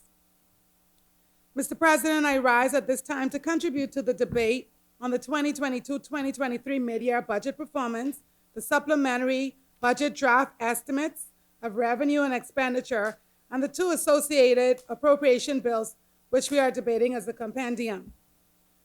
Mr. President, for me, I am particularly concerned about the Ministry of Social Services and Urban Development, which is head 43, and the Department of Social Services, which falls under head 44, and their clients, who are primarily the most vulnerable among us, the children, the elderly, the destitute, and persons with disabilities. Mr. President, we live in difficult times in the Commonwealth of the Bahamas, my beloved homeland. Thousands of families across our archipelago struggle to make ends meet, particularly the most vulnerable. Those on minimum wage, the single-parent homes that are mostly headed by women, the elderly, and persons with disabilities. As citizens, Mr. President, we are doing our best to survive in this inflationary, tax-burdensome environment. Meanwhile, Mr. President, I must note that this administration is quite athletic, and I must commend them on their athleticism. Because while we all struggle, they're busy throwing parties, catching flights, while hiring consultants to run the bases. And the Bahamian people are just looking on, hoping to get in the game. This midterm budget increases travel, Mr. President, by $3.9 million, with $1 million alone going just to the office of the Prime Minister. Mr. President, needless to say that this administration's priorities remain all mixed up, just like on salad. They would rather throw parties, catch flights, and get consultants to run the bases. Why not place greater emphasis on social services instead? The social services budget remains inadequate to meet all of the needs. Needs like the ones that were recently highlighted on Eyewitness News when they ran the story of Chantal Nairn from Centerville, who's blind in both eyes now because of an overgrown tumor on her brain and in need of surgery. She was sleeping on a porch until her childhood best friend came to her aid. I understand that the representative helped, but they still need more help, which is why the story ran. The report highlighted that Chantal's children, like her 8-year-old daughter, needed to get back in school, and I am sure could use uniforms or even more uniforms. But the uniform assistance budget has been decreased in this midterm budget by $375,000.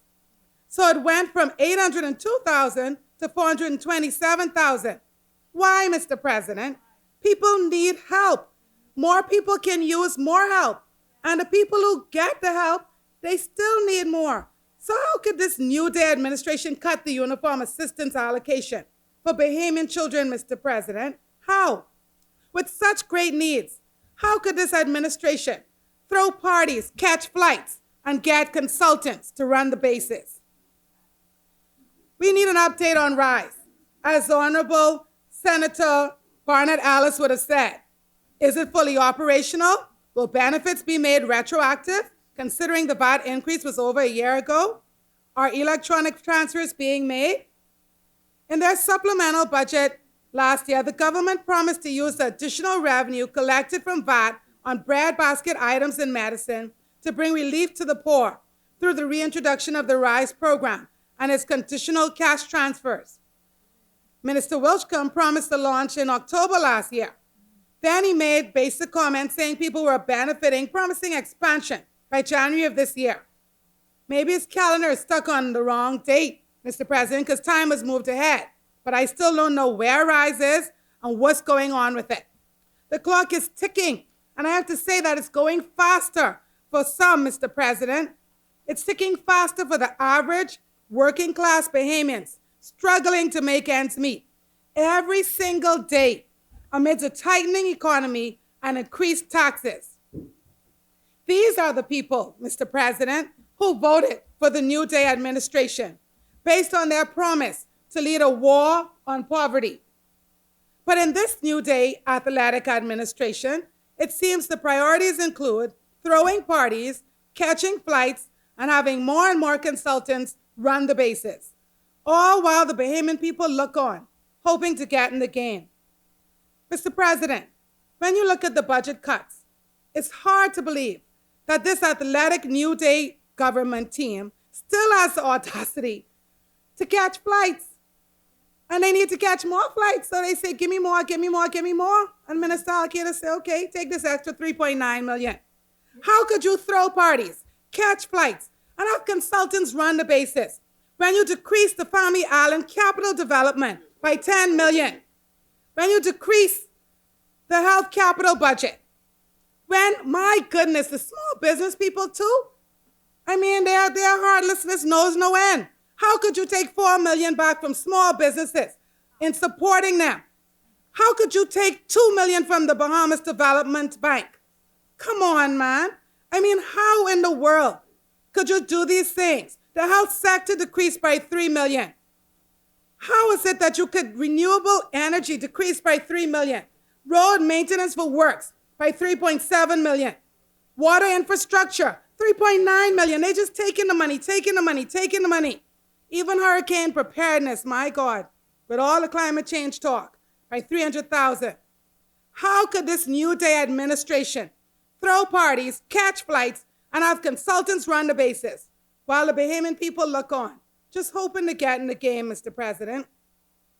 They boast a total revenue increase of some $121 million when compared to the previous year, but total spending has gone up by $128 million. Regrettably, Mr. President, inadequate amounts of that spending went toward meeting the needs of the most vulnerable. Mr. President, more and more people are in need of social services assistance. Is the budget allocation enough to meet those growing needs? I say no. For example, school students, they don't just need lunch, Mr. President. Some of them need breakfast. I heard a pediatrician say the other day, reminded us that breakfast is brain food. You need a meal to start the day. It's hard to sit in class and concentrate and focus on an empty stomach. That $3.9 million on travel perhaps could have gone towards a breakfast assistance program. Persons with disabilities need more resources to make life equitable for them. Their dollar, Mr. President, does not go as far based on their needs. Mr. President, ordinary, everyday, average Bahamians, you know, the same ones who voted for the New Day. You know, they wore the shirts, nice shirts, and they got the pom-poms, attended the rallies. Their needs are not being met, and they're not easily surviving this inflationary period. Insufficient sums have been allocated to adequately meet the needs of the base. All of the people in the Bahamas who need help will not likely get it from social services because we know that persons are still turned away, unable to get out. Mr. President, how could social services increase the rates of the social safety benefits assistance by 10% when the consumer price index has food inflation at 11%? I guess they just wanted to cover the VAT they added to bread basket items. So they levied the VAT. They said, okay, I'll give you 10% extra to cover it. So an additional 10% of, say, $85 a month or a little $40 coupon that some get, we know that can't go that far. Mr. President, people are hurting. They're hurting out there. So social services could always use extra money to help them. Why not give that extra $3.9 million that went to travel to the people of the Bahamas, instead of throwing parties, catching flights, and having consultants run the bases? All while the people of the Bahamas look on, just hoping to get in the game. Why not give social services more so they can have it on hand to assist as necessary? Even for the public service employees who got an increase in minimum wage, it's a struggle, a struggle. The cost of living is simply too high, and inflation is killing people. Mr. President, why is the budget up for travel when the amount allotted for social assistance is still not adequate to meet the needs? Has the Office of the Prime Minister never heard of Zoom, Microsoft Teams, Google Meet, Skype? Come on. Is it really necessary to increase the traveling subsistence allotment again? That extra $3.9 million could easily have gone towards social assistance benefits to help people with food, with uniforms, with housing, and other human needs. Social services could use more, Mr. President, more sums for youth programs through urban renewal so that the youth can get actively involved in positive extracurricular activity, more funds to support civil society organization, more funds for social assistance. How can the government justify spending $5.2 million on the 50th anniversary celebration? That's a lot of money when you consider that the crisis center got $33,000 for the whole year. Is it fiscally prudent to spend $5.2 million on our independence celebration when less than 10% of that amount was allocated for the construction of a women's shelter and support center, $500,000. And in fact, the $500,000 that was allocated, I must say, seems to have gone missing in this midterm budget, just disappeared. I guess they finally realized that it wasn't enough. They took the $500,000 back, Mr. President, but meanwhile, the cases and incidents of domestic violence among our population continue to escalate. Last time, in the budget, civil society agencies got a 10% increase. This time, social services beneficiaries got 10%. It looks like 10 is the only number this New Day government knows when it comes to social services. A delay on the shelter, Mr. President. $33,000 for the crisis center to spend over an entire year, 12 months, 365 days. The Aaron H. Gilmore School for the Blind and Visually Impaired has $11,000 for the whole year, Mr. President. The National Task Force for Ending Gender-Based Violence has $42,900 for the year. More fiscal priority needs to be placed on women, persons with disabilities, and other vulnerable populations. The government finally stopped dragging their feet on the shelter, I guess, and they simply just said, let's come to a standstill and take the $500,000 altogether, because the allocation is gone from this midterm budget. No shelter, minimal support for organizations like the Crisis Center, yet the government has time to throw parties, catch flights, and let consultants run the bases. We already know $500,000 wasn't enough to begin with to build a comprehensive shelter that includes a dormitory-style living and visitor areas, commercial kitchen, common eating areas, classroom, lecture hall, laundry, storage, mechanical room, security, entertainment, outdoor space. Listen, I don't know how they would plan to do it at the $500,000 in the first place in order to really help women become whole and self-sufficient again. Mr. President, domestic violence is escalating. $500,000 is not enough when $5.2 million is being squandered on our country's 50th independence celebration and billions on travel. This athletic crew to care more for the people. We need them to care for the people instead of throwing parties, catching flights, and hiring consultants to run the bases. Surely we could celebrate at $3 million. Surely we could celebrate at $3 million and not 5.2. Regrettably, when this game, Mr. President, when this game or this term is over, what we will have left is photographs, photographs, photographs, and more photographs, and probably some videos too. But domestic violence is prevalent in our country. Reported cases do not even touch the surface. Women have lost their lives because they have had to stay in homes that are unsafe. Every day the shelter is delayed is another 24 hours that a woman has to suffer at the hand of her abuser. Yet they have time to play sports, throwing parties, catching flights, and hiring consultants to run the bases. Mr. President, what confuses me is, why is it so difficult for this New Day administration to properly implement and expand the RISE program? They rushed to apply VAT on bread basket items and medicine. In fact, they sold us the Robin Hood story when they did it. Oh yeah, the Robin Hood redistribution of wealth story, Mr. President. They say, oh, don't worry about that. That extra VAT we get off bread basket items that they collect from the hotels and major franchises and other well-to-do persons, they say those who could afford it, we're going to redirect it to those who need it most via the RISE program. They told us not to worry about the extra 10% because the least among us will not feel the pinch. It looks like that extra VAT money went to the major league so they could throw parties, catch flights, and get consultants to run the bases. Over a year later, and we're still talking about the expansion of RISE, still talking about getting a move on the shelter. Talk, talk, talk, and more talk. They didn't talk this much about adding VAT to bread basket items in medicine.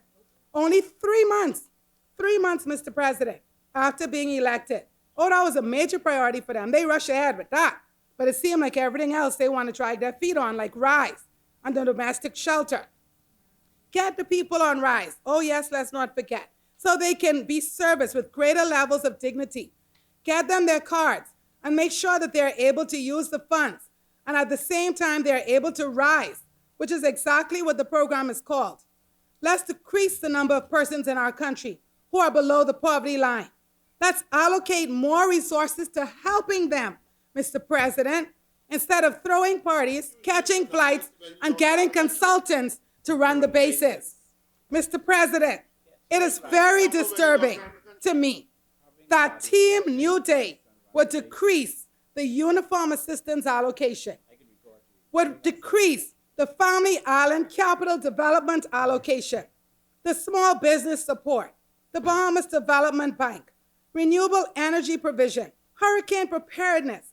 It is disturbing to me, Mr. President, that the New Day team would not allocate more to support social services so they could better meet the needs of the most vulnerable in our society, like the family of 15 in Ridgeland, whose home was destroyed earlier this week. Funds given in cases like this are not sufficient, Mr. President, to help with the replacement of clothing, personal items, and food in the interim while families determine the way forward. Government provisions of shelters in such instances is inadequate. In fact, Mr. President, the government needs to give an update on the condition of shelters, particularly the Poinciana Inn, that is being used by social services to house such persons. Mr. President, there's so much more that needs to be done to help not only the family in Ridgeland, but families all over the nation, including the ones that this honorable senator says in Killarney need help. There's help. People need help. So it is very disturbing to me that the $500,000 for the Women's Shelter and Support Center has now vanished into thin air, gone, eliminated from the budget, just like that. With all the social needs in our country, this midterm budget, Mr. President, is disproportionately focused on the New Day game, where the players throw parties, catch flights, and hire consultants to run the bases, all while the women, children, economically disadvantaged, the elderly, and persons with disabilities look on from the bleachers. My Lord, it simply is not right, Mr. President.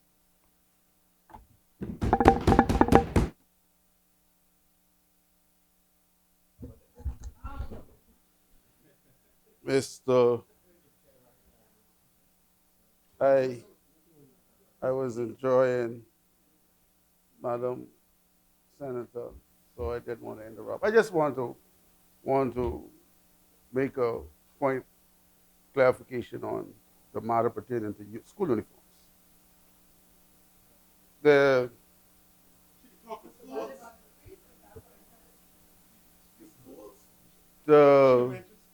point of the point of the budget being decreased. The point of the budget being decreased for uniform. One would recall and understand, Mr. President, that as a result of the number of Bahamians who have been employed, the increase in the economy, there has been a less need for uniforms assistance from social services. And so,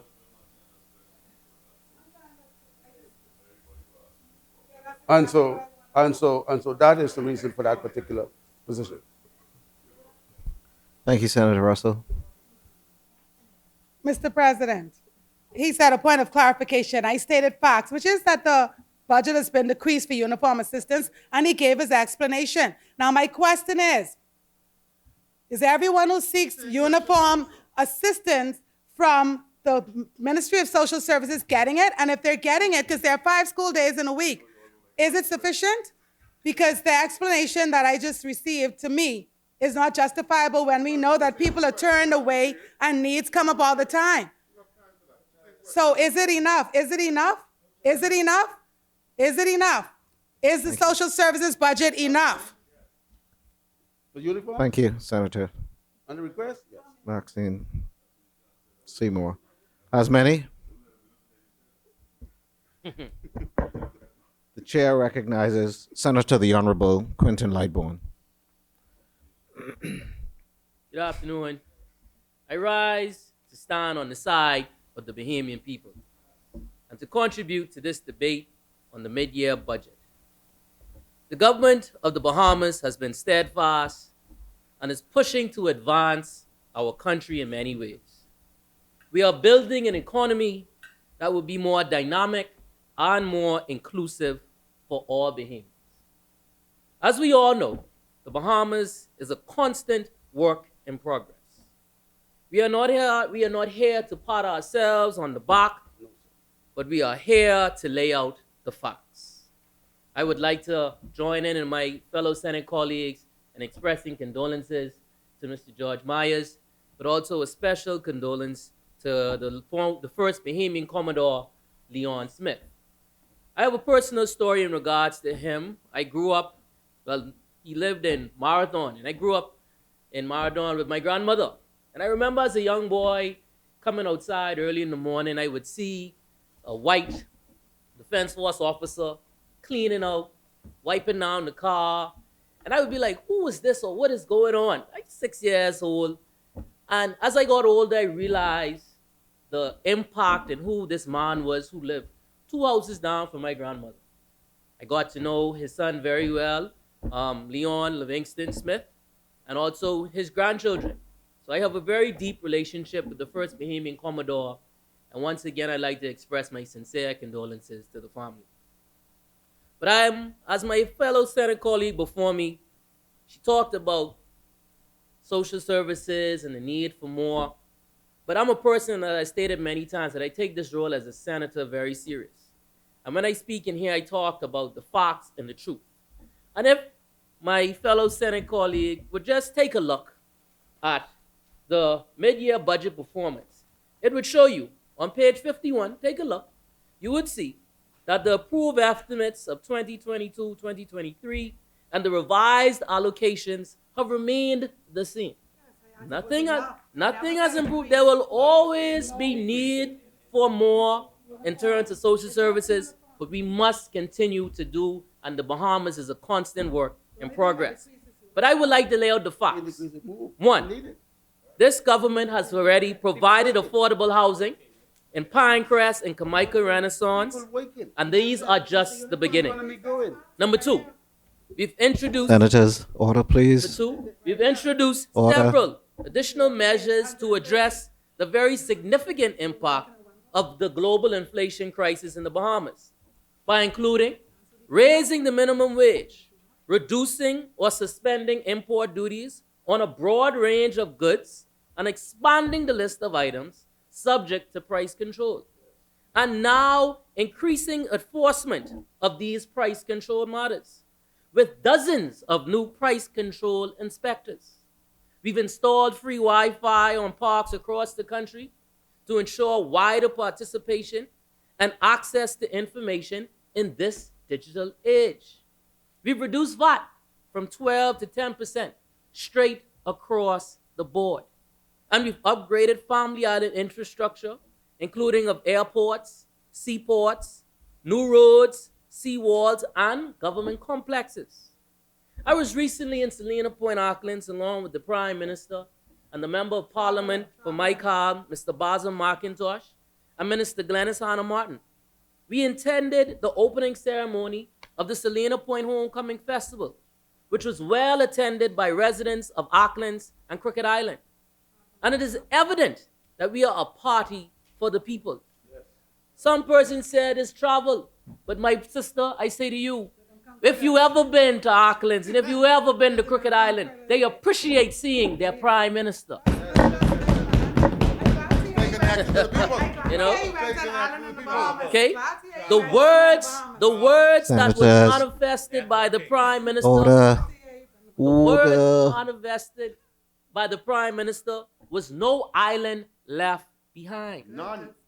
This is a government that understands the plight of all Bahamians. Total expenditure increased by 119.3 million and total 1.5 billion during the first half of the fiscal year. This accounts for 45.6% of the total budget target. In the recurrent expenditure component, spending increased by 105.3 million to a total of 1.4 billion, which accounts for 47.3% of the budget forecast. Spending on compensation of employees increased by 42.2 million to a total of 399.4 million and represents 47.2% of the budget targets.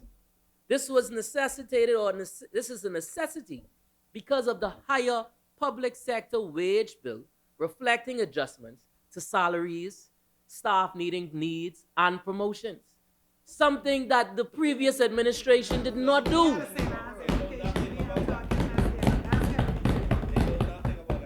It is important to note that the increase in compensation of employees also reflects the following: the increase of the minimum wage rate from $210 to $260 per week for the public sectors, the salary adjustment of public officers like ours, our police officers, our defense force officers, and other orderly officers.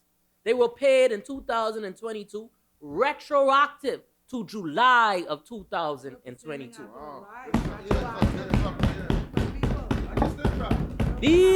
These are the reasons for the increase in expenditure, because we are paying the Bahamian people. The industrial agreement signed by the Bahamas Nurses Union and the government via the Public Hospital Authority, which permitted nurses to receive a retention bonus among other benefits. The government's fiscal deficit for the first half of the fiscal year decreased by $5.3 million when compared to the previous year. The side opposite had objections when the government reduced VAT to 10%. But isn't it amazing that even after reducing VAT, that we reduced the fiscal deficit and increased total revenue? I'm only laying out the facts. VAT accounts for 42.4% of the budget forecast. I am not one to play the blame game, but the decision by the previous administration to increase VAT from 7.5 to 12% choked the Bahamian economy.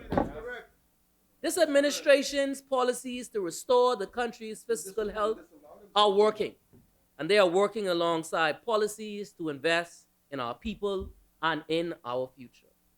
Tax revenue totaled $1.1 billion and strengthened by $130.6 million compared to the prior year.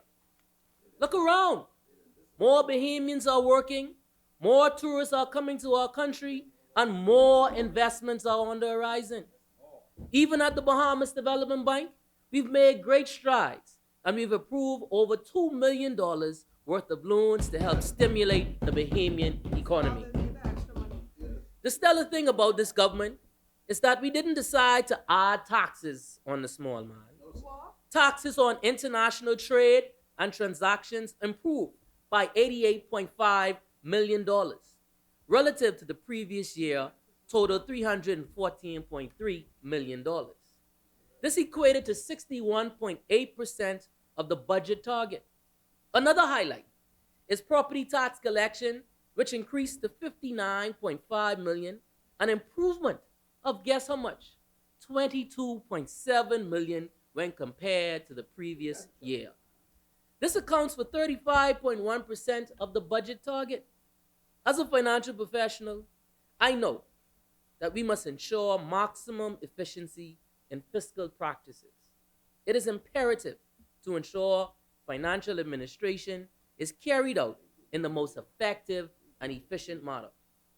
Aligning the strategy fiscal report to capture timely data and provide viable economic forecasts will better inform budget targets and public finances going forward, which will keep spending and public spending to a limit and within our budgetary framework.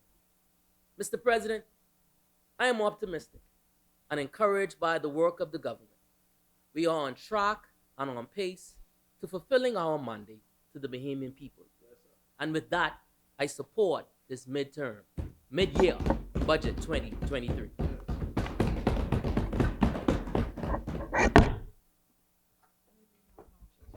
As many,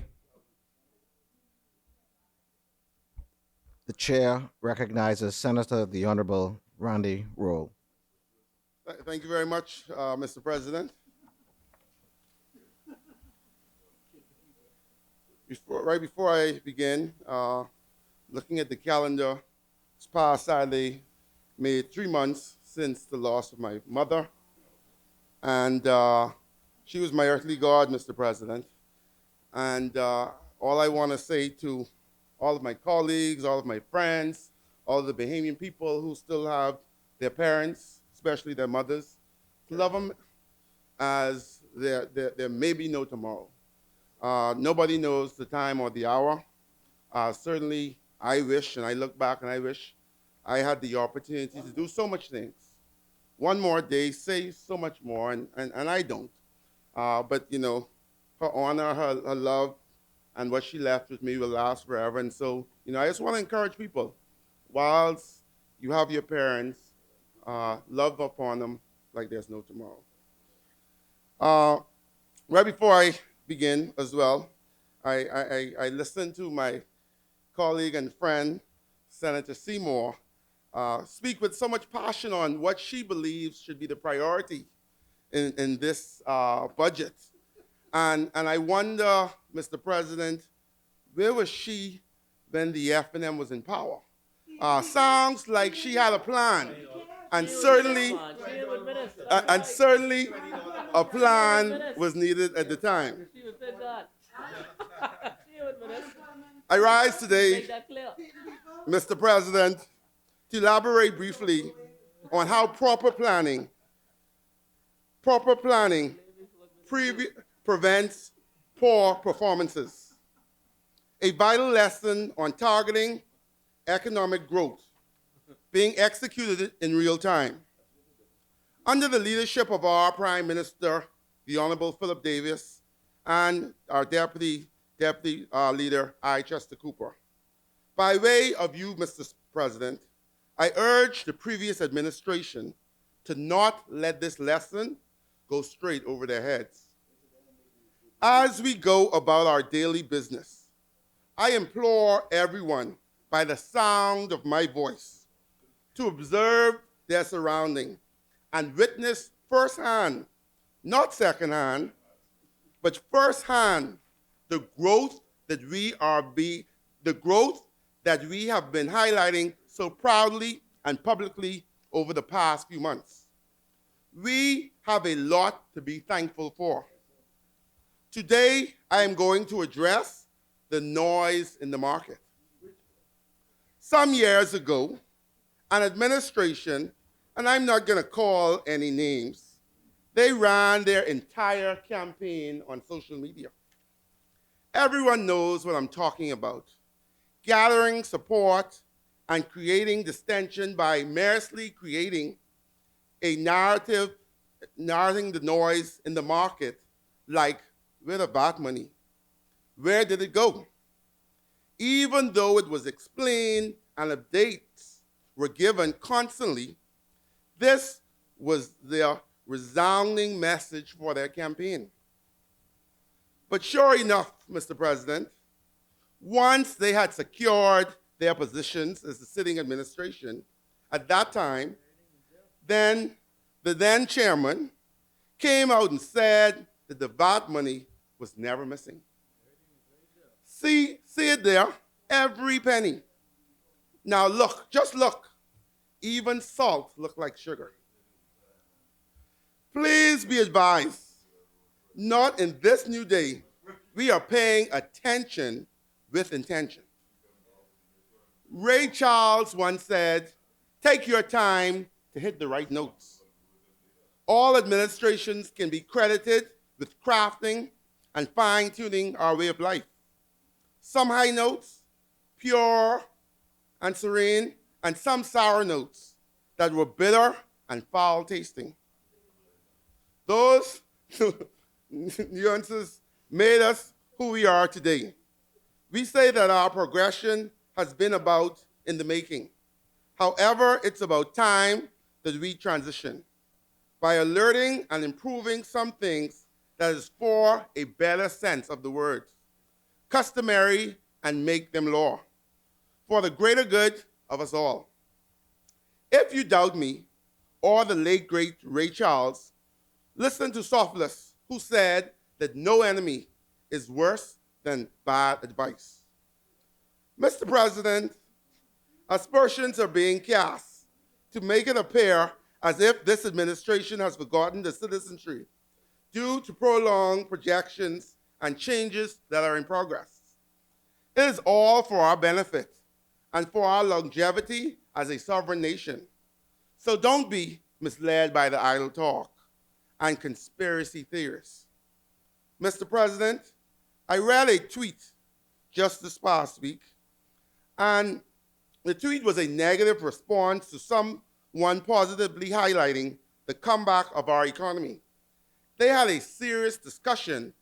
The young folks expressed their concerns, stating that they feel that tourists only come to Nassau.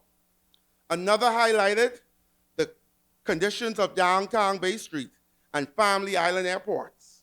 Another went on about the insufficient hotels and activities on the outer islands, the fishing hole bridge in Grand Bahama, and the list went on, Mr. President. I said that to say our future is watching. They've been watching, and they are aware of the terrible conditions that our country has been left in by the previous administration. And quite frankly, they want answers. Decisions have to be made to protect and maintain proper physical health, to pave the way for a beneficial future for them. We are taking every precaution and exploring all viable options to neutralize and absorb the aftermath of Dorian, COVID, and administration that did not properly plan. We've all heard the saying that you have to spend money to make money. But the flip side of that is you have to firstly have or make the money. It's basically scientific measures for us to enjoy economic prosperity.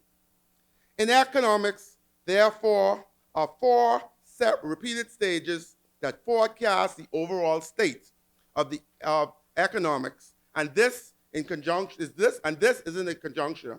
I'm stating facts. These patterns can be loosely compared to to a theme park. Let me explain. And the pattern are as follows. Expansion. Much like a theme park ride, there is a phase where the ride takes off. As the ride speeds and climbs up the track, everyone is in the air laughing, excited, some screaming, but enjoying the ride. Everything is good, a good time by all.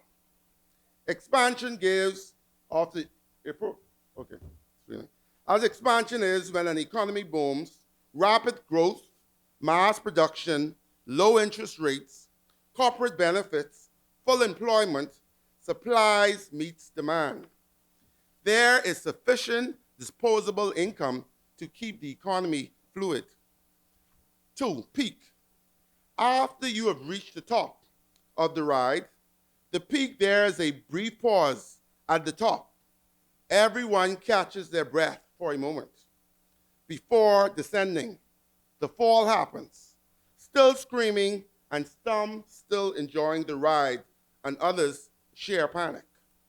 Meaning after expansion and the upward movement of this growth cycle, you reach your peak. You are at the top of the charts. The economy has reached its maximum growth rate, and all prices and economic indicators stabilize. However, this is only for a short period. Contraction, AKA recession. Then comes the contraction. The recession, this is when the theme park ride hasn't yet reached the bottom or the end of the ride. The ride hasn't completely slowed down yet. There are still some swerves and slight peaks to go through, but not near as high as the expansion or the peak phase. This is the period where economy contracts. The employment rate decreases. There is a slow growth in production, and and the prices aren't as favorable as they were in the expansion phase, causing demands to increase because disposable income isn't readily available. Therefore, the economy doesn't have the cushion and the economic indicators decrease. Depending on the market, the contractionary phase can further plummet into depression phase. Our good Commonwealth is blessed, as we did not have to look in the face of depression. And the fourth phase, thorough, this phase is when the ride is nearing the end. It's now at the bottom where it began. Hearts are still beating at a rapid rate. Some people are glad to get off, and some are enthusiastic and are interested Senators, in order, staying please. for the long haul. It's at this point where the economy is at an all-time low. Interest rates increase, employment rates decrease, production is at a low. There is hardly any disposable income, and both supply and demand suffer greatly due to stagnant spending. Those that have decided to leave the ride are now in the recovery phase. This is when a decision has to be made as to what the next steps are going to be. This should be encourage people to think outside the box. And as previously mentioned, create markets that will not only sustain you and make you independent to economic changes, but will also add value to you.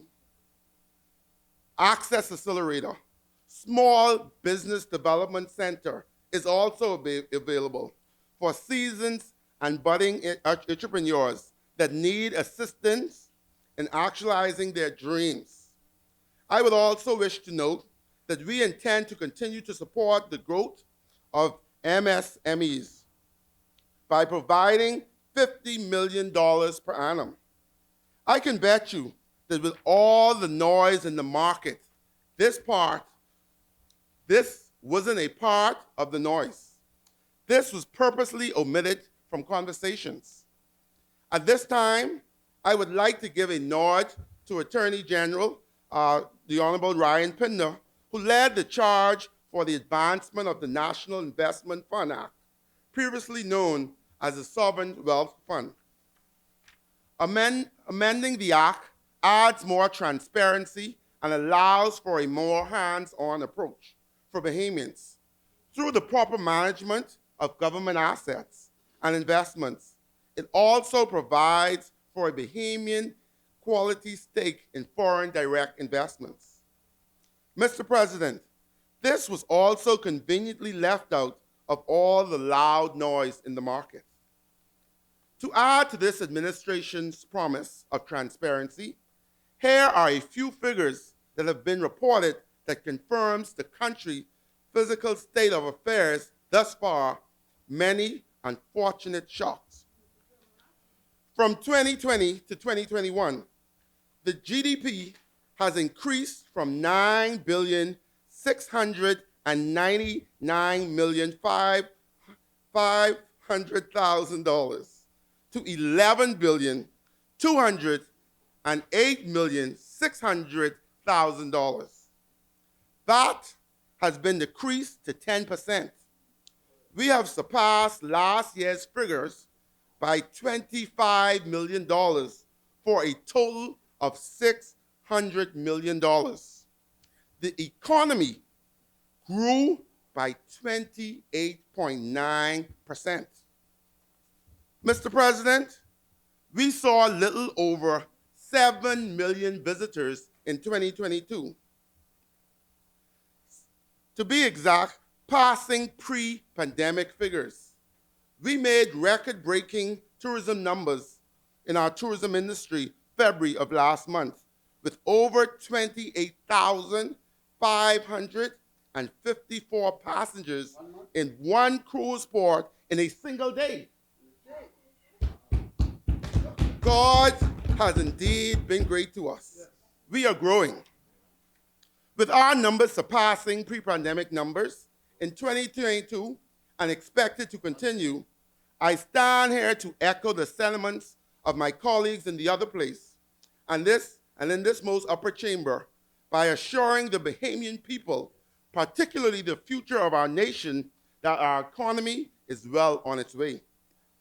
And I say well on its way because we aren't done yet. Mr. President, in our blueprint for change, the Davis administration has constructed a plan, a proper and thorough plan for each island. Since coming to office, we have had the word rebuild all through our plans. Since taking office, we have secured $6 billion in foreign direct investments. Grand Bahama, Mr. President, is reemerging. Apart from the renovations that will begin this month to their international airport, we anticipate to see more than 500,000 visitors by cruise to Grand Bahama this year. You know our brothers and sisters in Grand Bahama had their island for the capital, so as they are entitled. Hats off to Minister Moxley and the team from Grand Bahama, a noteworthy and dedicated work that they are doing over there. The people of Grand Bahama's faith is evidently being restored. They can be confident about their island, Mr. President. They can rest assured that the Davis administration has not and will not forget them. Our other islands of, and by saying the F&M had 5 members of parliament, a deputy prime minister, a governor general, a president of the Senate, and not one plan for Grand Bahama. That's painful. Our other islands are feeling the presence of a government that planned, Mr. President. The reporting of Club Med in San Salvador has blown a fresh breath of revitalization for our people over there. The Berry Islands new international airport is now welcoming inbound flights from Florida. No longer will they have to travel to Nassau or Grand Bahama to travel to the States. We are moving away from being Nassau-centric and providing equal opportunities to our outer islands in this Davis administration by way of economic growth, Mr. President.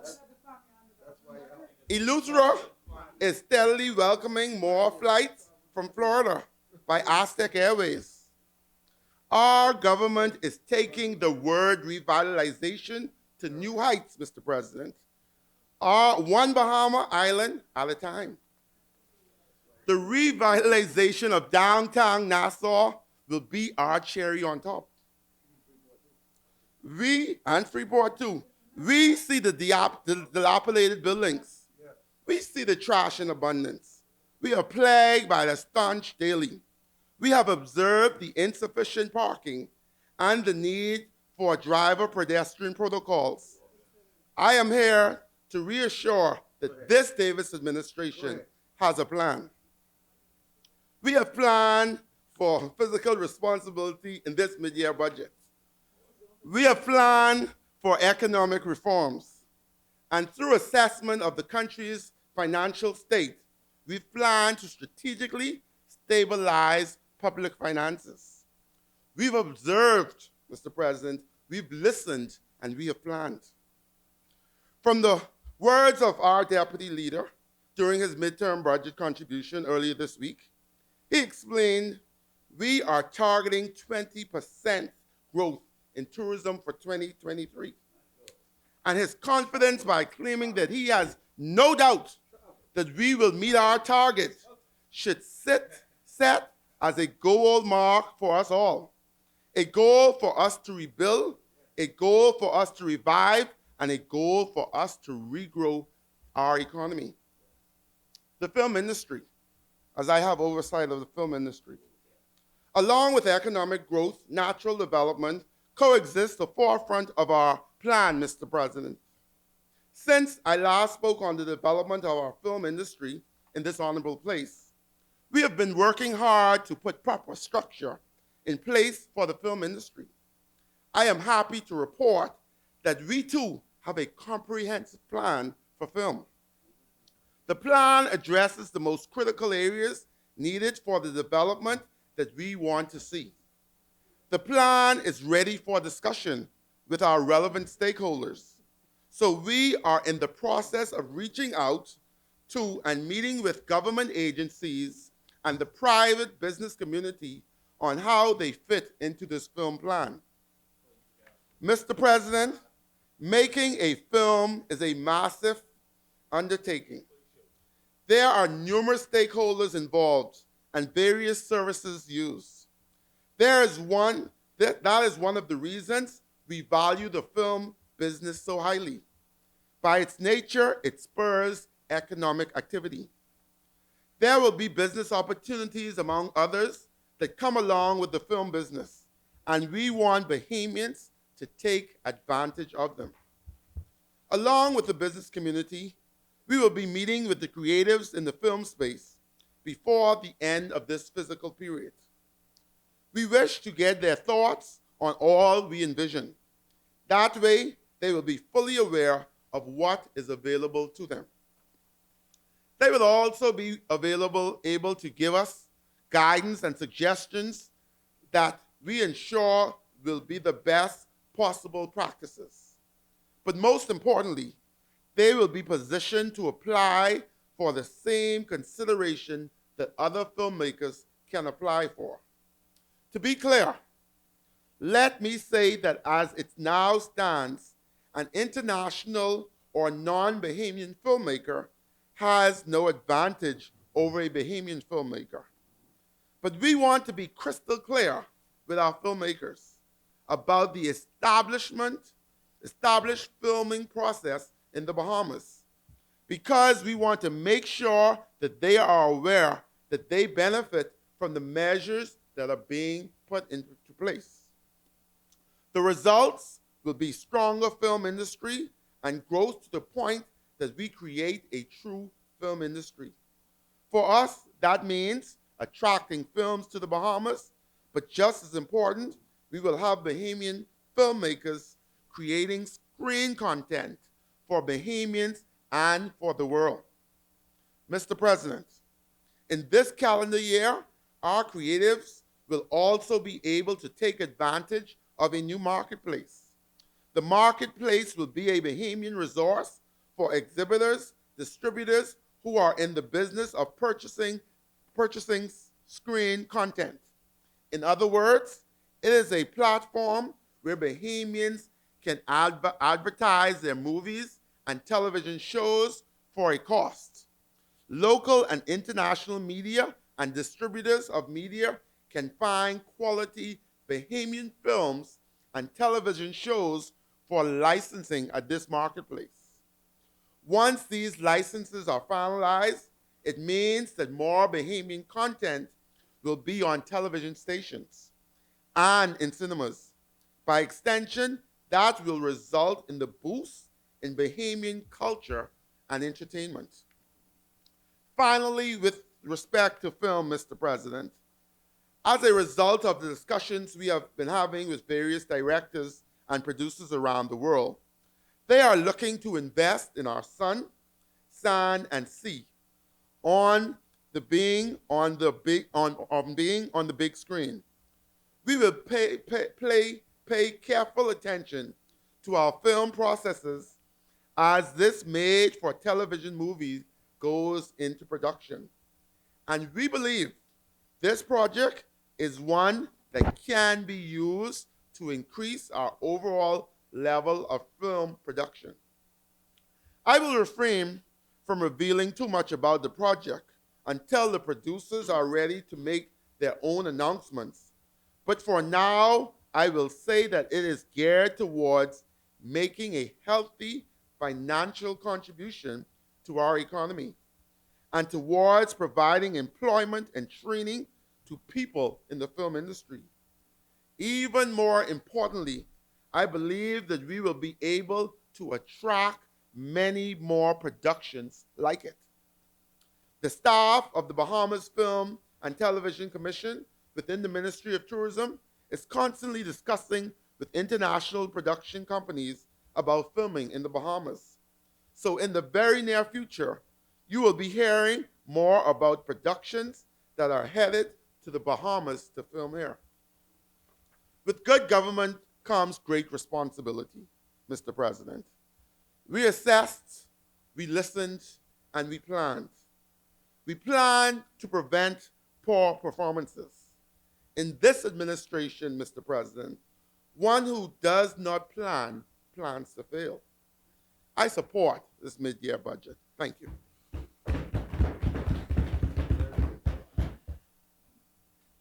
As many, the chair recognizes Senator the Honorable Michael Alcides.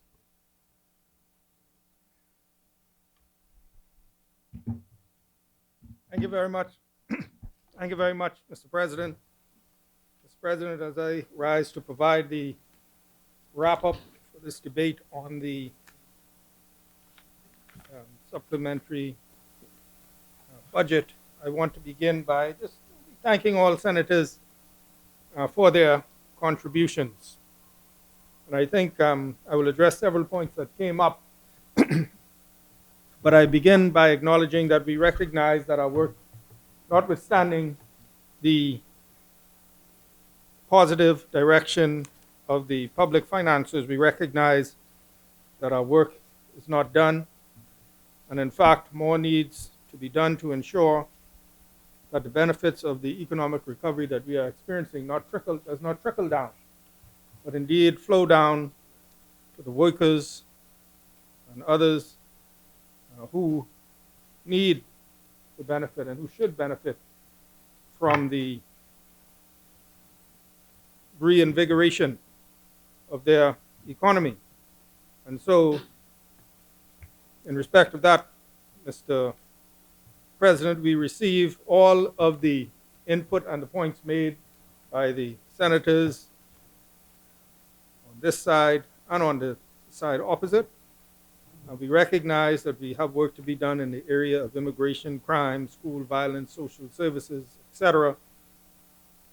And we commit to the prudent management of our resources, indeed to ensure that benefits inure to all Bahamians as we move along and in a continued positive direction.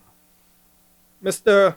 President, in coming to office and in our efforts to improve the economic performance of the country and indeed restore the country's finances, we resolved not to increase taxes, but to achieve a recuperation of our public finances through a combination of promotion of economic growth, improved revenue administration, control of expenditure, cost control, keeping spending down, and discovering new sources of revenue. And we believed, and we continue to believe, that those four elements working together will see an improvement in our public finances. And this mid-year budget snapshot reinforces and confirms to us that we are indeed, in the words of the Prime Minister and Minister of Finance, on the right track.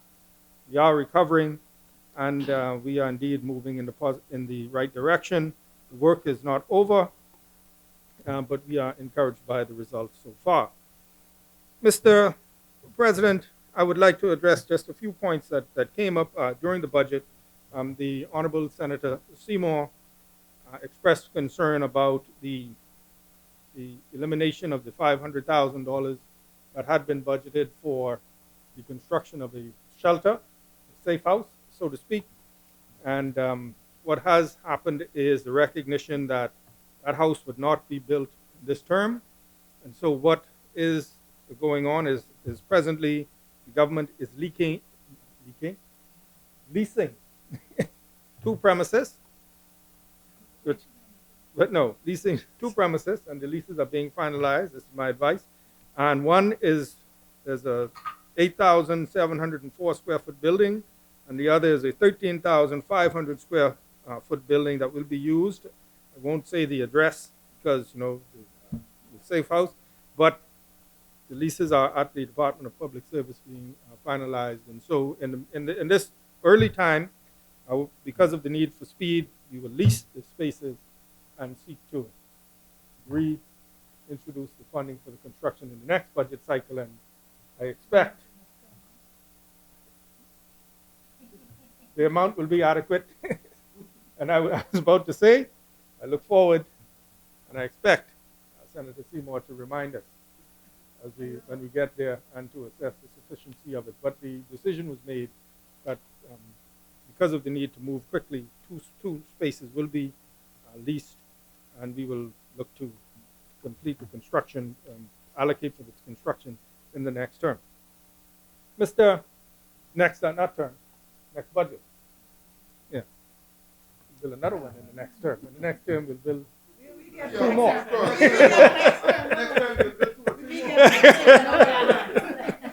Mr. President, several senators have referenced ease of doing business, taxation, government policy in terms of business license, real property tax, the issue of short-term vacation rentals, the issue of the comments made by the petroleum dealers, as well as the issue of the treatment of VAT on insurance claims. So I will spend just a short time addressing each of these. It won't be long, but I just want to bring some clarity to some of those in the interest of the public. And I will repeat again,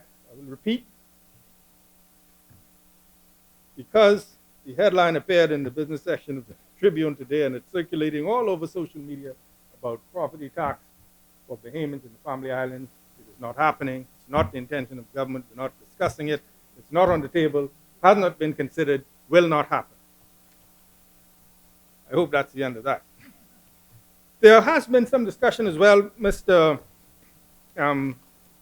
Vice President, brought on, I believe, by some comments made by the President, Mr. President, brought on by the former Minister of State for Finance in the other place, who called it shameful.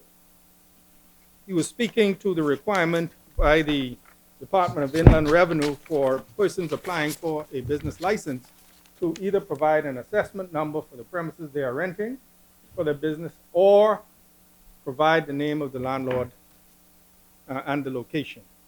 If you don't have the assessment number, provide the location. Inland Revenue will do their due diligence to ensure that the property is properly registered and the taxes are assessed.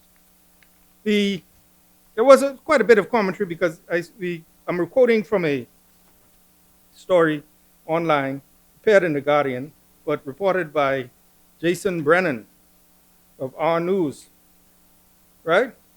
Where the former Minister of State for Finance is calling it, quote, shameful that the private sector has blasted the government over frustrations for recent policy decisions. Opposition Shadow Minister and East Grand Bahama MP Kwesi Thompson criticized the Davis administration for subjecting the Bahamian micro and small businesses to excessive new measures and burdens.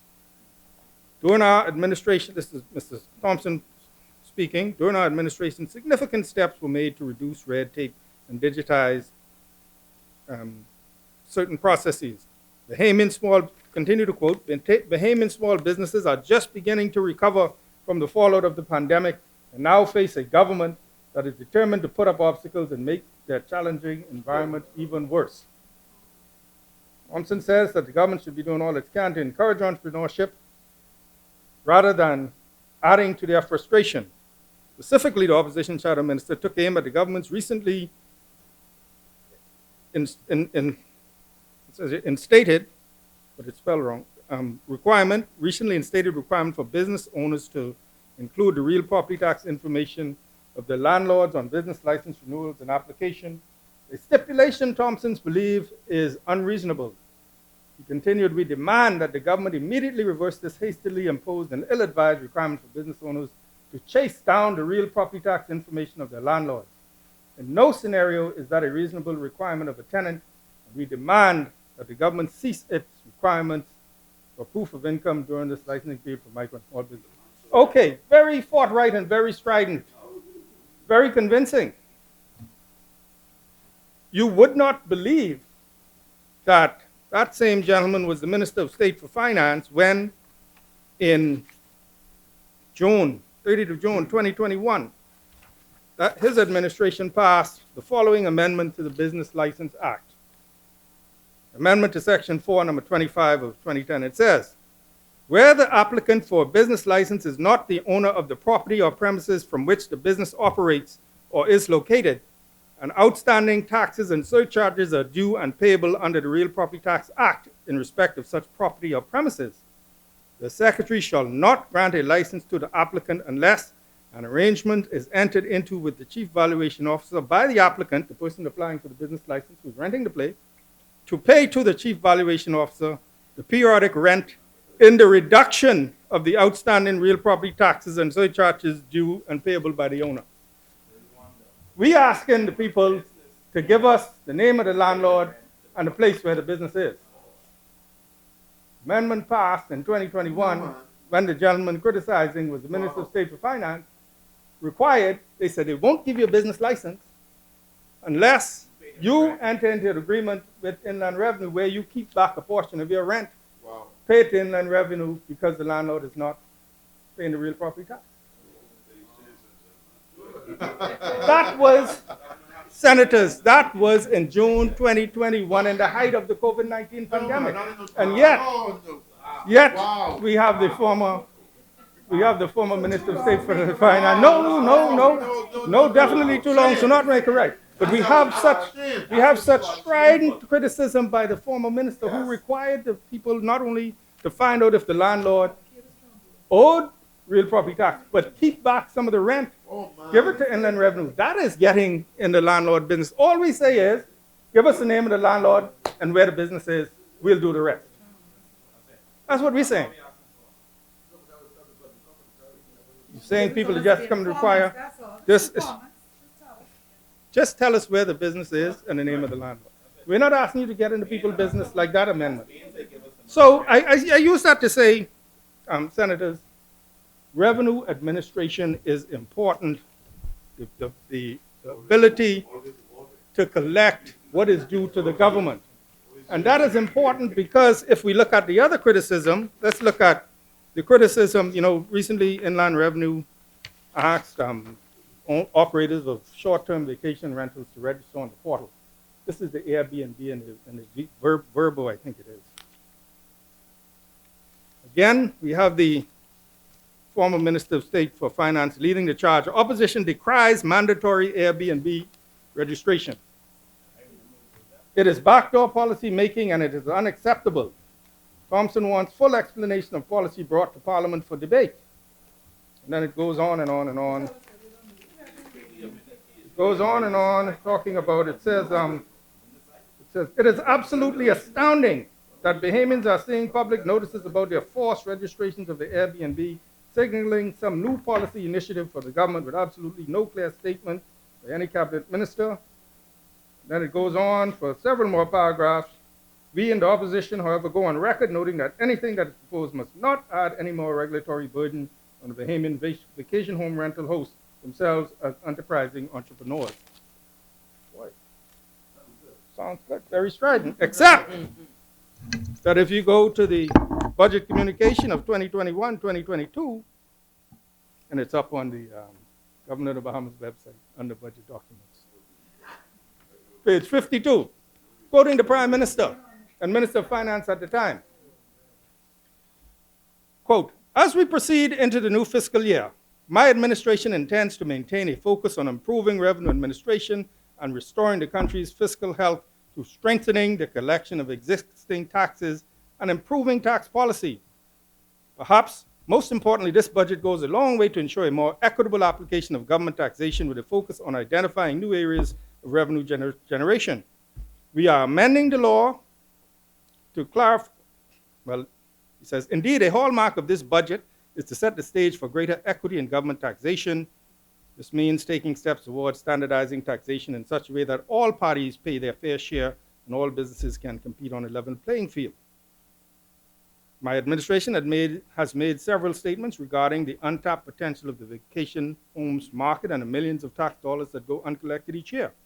We are amending the law to clarify that all vacation home marketplaces such as Airbnb and Vrbo are required to pay VAT on rentals and commissions. Those marketplaces who are charging VAT presently have interpreted the legislation as being only applicable to the commissions paid out.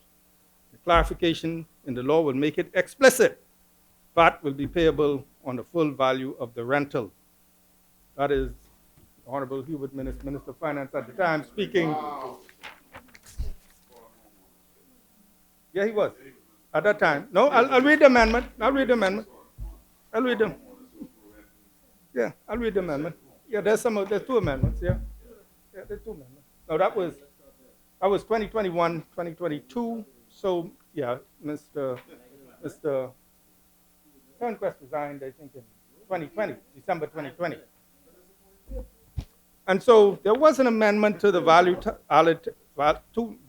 Added Tax Act to take account of that. It says, amendment to Section 5 of the Principal Act, a marketplace shall be liable to pay an account for VAT in respect of a vacation home rental and any services offered as part of that rental based on the total value of the rental and services and the commission earned by the marketplace. So they amended the law.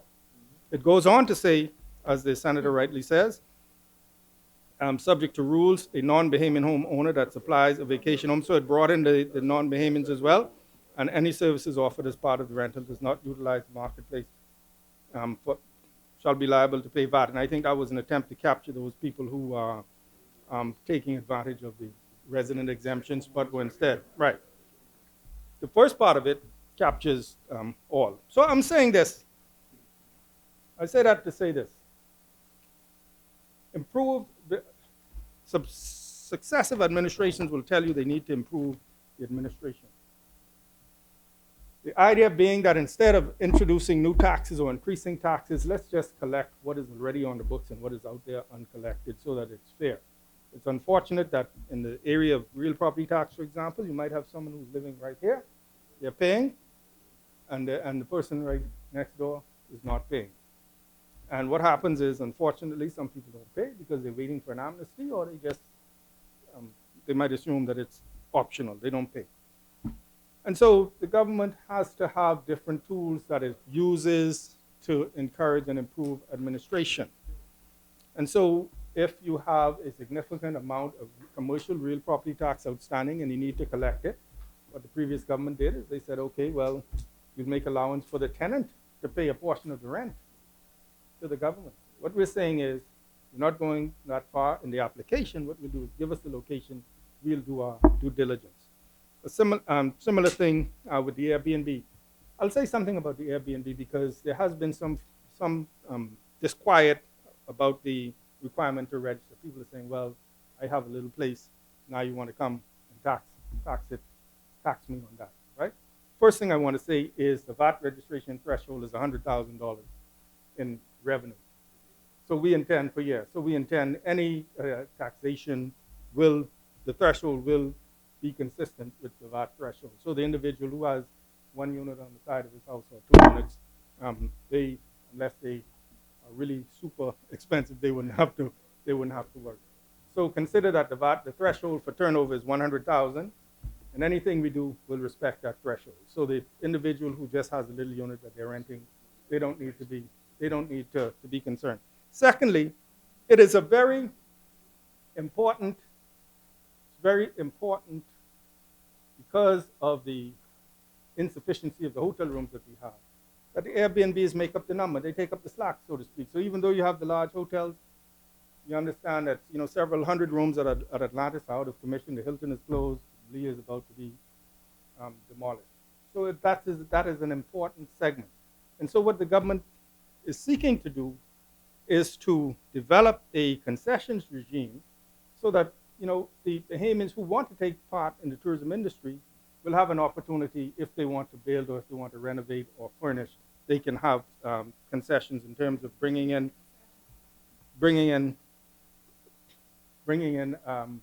your material, etc., and your supplies and your furniture, equipment, etc., and they'll be able to take advantage of tax concessions. That's important. And down the road, when we're talking about people who are earning over 100,000, they will, the objective is eventually that they be required to pay on the rental. There's no hiding from that. Say again? Hotel, most likely hotel encouragement, some amendment to hotel, or a separate piece of legislation. Yeah. And I want to say that the tourism professionals, or just to finish this point, the tourism professionals will tell you that in the aftermath of COVID-19, you have people whose tastes and whose requirements for vacation stays have evolved. So they no longer want, well, they know there's more of a demand for your smaller resorts, your local experience, where people come and have a local experience. And I think we see it right here on New Providence, where you see more and more people in our communities who are visitors. And so this provides an opportunity for the government to incentivize more Bahamians to get into the industry. So I understand when you hear registration, and then you hear some of the previous comments, you say, well, boy, you come in to tax me. I'd just like to say, you know, if the threshold is 100,000, and anything we do will be consistent with that, so the small individual with the 1 or 2 units don't have to be concerned. But the idea is get the information together, get everybody registered, see who falls above the threshold, who falls above it. We're going to design a concessions regime so that, you know, Bahamians can have, and other individuals involved in that short-term vacation rental industry can have, because that has been, can have access to the same concessions. Even though under Hotel Encouragement Act, there's no discrimination, there is still the perception that, you know, the foreigners get more concessions than the Bahamians. But you will see it. It's not a spin. You will see it latest by the budget where we roll out that regime, because Bahamians have complained ever since tourism was a thing that it's foreign owned. How could your number one industry be foreign owned? This, combined with the evolving taste of the tourists and the demand for the smaller property, is the perfect opportunity for us to incentivize more Bahamians to get into business, and that is our intention. There was also some concern expressed, Mr. President, about delays in business license applications, and Inland Revenue was requiring some additional information. This is, and I can just share some information with the public right now. Last year, total licenses issued were 50,832. So far, for 2023, they have received 38,443 applications. They have issued, out of that number, they've issued 20,660. Cases in progress where they're waiting a reply from the applicants are 11,810. So if you add those two together, completed cases, and where Inland has answered and just waiting a reply, that's just over 32,000. So out of the 38, 32 have either been completed, 32,000 have either been completed or awaiting additional information. Another 1,001 has been completed and just awaiting payment. And 4,972 are waiting a reply from the Department of Inland Revenue. So out of the 38,000 received, there are 4,972 that are yet to be dealt with and are being dealt with right now. And another interesting stat, Mr. President, is that out of that 50,000 received, issued in 50,832 licenses issued in 2022, 22,992 of those were home-based services by phone order only, and home-based sales by phone order only was another 8,000. So over 30,000 home-based small businesses. We have fast-tracked, you know, categories, the straw vendors, the taxi drivers, et cetera, those small businesses. And what we recognize out of some of the back and forth that has come out of this effort by Inland Revenue, and all they were trying to do is confirm turnover. If you have turnover less than $100,000, you don't pay business license. The fact of the matter is, when someone presents and says, my turnover is X, the department has to make some effort to confirm that that is reasonable. All right? And so some additional information was required. Some persons who have not been asked that information before were concerned about it, but as you can see, they have been able to process the vast majority of those licenses and expect to complete them by March 31st. The other point I wanted to make is that the petroleum retailers were in the press, and the matter came up during the debate. Mr. President, I think they said they were planning some action. I don't want to use the word threatening. But I would just like to say we have been in some discussions for some time, for many months. The concerns of the retailers have been their margin. They have not had a margin increase in a number of years. They have some additional concerns, those who rent their premises, the level of the rent, the level of the franchise fees that they have to pay to the oil companies, the level of the amount off the top from the sales in their stores that they have to pay to the oil companies that really squeezes their margin. The government has a fixed rate of tax on gasoline and a combination tax on diesel. In all of our discussions with the petroleum dealers, we have been sympathetic to their plight. But in all of our discussions, we have made it quite clear, and I've done so in the meetings and I've done so publicly, is that the government of the Bahamas is not minded to take any action that will lead to an immediate increase in the price of gas at the pump. There has been some discussion about moving from a fixed tax to an ad valorem tax, a tax that goes up and down depending on the fuel cost, so a percentage instead of a fixed cost. Our position remains that the government of the Bahamas will not implement anything that will lead to an immediate increase in the price at the pump. For consumers, for business people, the government of the Bahamas is not prepared to entertain it.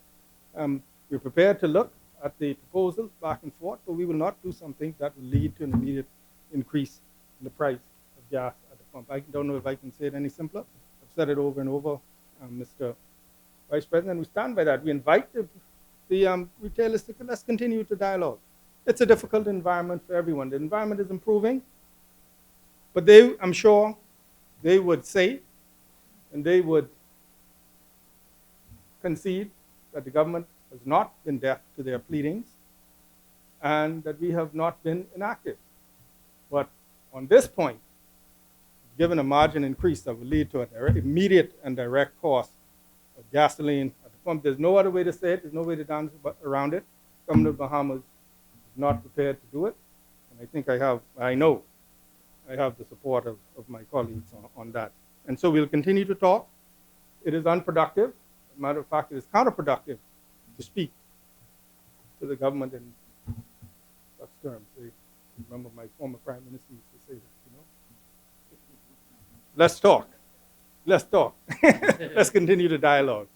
There's always a way to come to an amicable solution without taking a hard position that comes across as a threat. So I think just to complete that point, the dealers will concede that we have not been unsympathetic. We have been sympathetic to their pleading, and we've taken certain action that has brought some relief. And where we can, we'll continue to do so. But let's talk about it. But it is counterproductive for the government, and the government will not do something that will lead to an immediate increase in the price at the pump for Bahamians. Final point I want to make, Mr. President, is the issue of the treatment of the VAT on insurance claims. Unfortunately, it has been crafted as an introduction of VAT by the government. It has not. The government was seeking to correct what it feels and what the law says is an incorrect treatment of VAT inputs. The insurance companies crafted it in a certain way as an increase, and there was some public statements made about the insured persons being liable to pay the VAT. As part of all of that discussions, we also sat down at the Ministry of Finance and Economic Affairs with some medical professionals who brought some other things to our attention in terms of provision of services as they are now, abroad versus here, and certain other things that, and so our decision was made is we'll continue the conversation. I think we have a meeting set for next week where we'll continue to talk. Our intention is not to have any increase in cost pass on to the consumer. we believe, and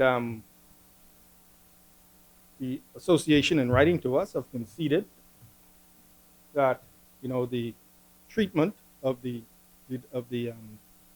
VAT paid out as an input is a technical point. That what has been happening is inconsistent with the laws. Having had some conversations with some medical professionals, there's some other things that we need to do, so we'll continue that conversation. Suffice it to say, it was not an introduction of VAT on those things by the government. We were seeking to correct what we see is an incorrect treatment of the VAT inputs. But suffice it to say that there's a lot of disquiet that has been created in the community, and we do not want to be in a position where people, because of lack of understanding or fear, are not accessing medical treatment or are delaying procedures because they are unclear on a particular point. And so we will continue that discussion. And so, Mr. President, in conclusion, I would just like to say we recognize, and I think in this environment in which we live, we recognize that we need to constantly communicate, and even preemptively communicate, because in the absence of communication, sometimes something else other than the facts will fill the void. And so we undertake in the area of, for example, business license to widen our array of services to the public, including small taxpayer services and customer service, so that we are better able to deliver service to the public. And I want to once again, Mr. Vice President, thank you for so ably sitting in and willingly agreeing to pinch hit. As we had a sports metaphor used very effectively and eloquently in the debate for pinch hitting, subbing, coming off the bench in this debate, and so ably doing so. No fall off, in my opinion, at all in the execution. And I think I just want to thank senators for their contributions. As I said before, it was taken in the spirit in which it's given. That is, we all want, I believe, what's best for this country. And so I want to once again thank all senators, and we pledge on this side to continue to conduct the fiscal affairs of the country in a manner that is, we believe, fair to all, so that as the economy grows, we don't only have growth where we look at statistics, but we indeed have growth that is demonstrably balanced growth, and we have shared prosperity. And so, Mr. President, I move for second reading and committal of a bill for an act for the appropriation of further diverse sums of money for and towards defraying the expenses of the government of the Commonwealth of the Bahamas during the fiscal year commencing 1st of July 2022 and ending 30th of June 2023. Second. It has been moved and seconded that the following bill be read a second time and committed. A bill for an act for the appropriation of further diverse sum of money for and towards defraying the expenses of the government of the Commonwealth of the Bahamas during the fiscal year commencing the 1st of July 2022 and ending on the 30th of June 2023. As many as are in favor will remain seated. Those that are opposed will stand.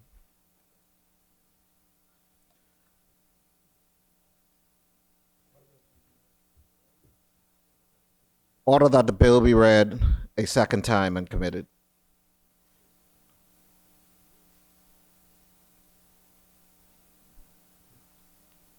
A bill for an act for the appropriation of further diverse sums of money for and towards defraying the expenses of the government of the Commonwealth of the Bahamas during the fiscal year commencing 1st of July 2022 and ending 30th of June 2023. Okay. Further second reading of bills. Yes. Yes, Mr. President, thank you. Mr. President, I move for second reading and committal of a bill for an act for the appropriation of further divers sums of money for and towards defraying the expenses of the government of the Commonwealth of the Bahamas during the fiscal year commencing 1st July 2022 and ending 30th of June 2023. This is the supplementary appropriation capital development account, capital development 2022-2023 bill 2022.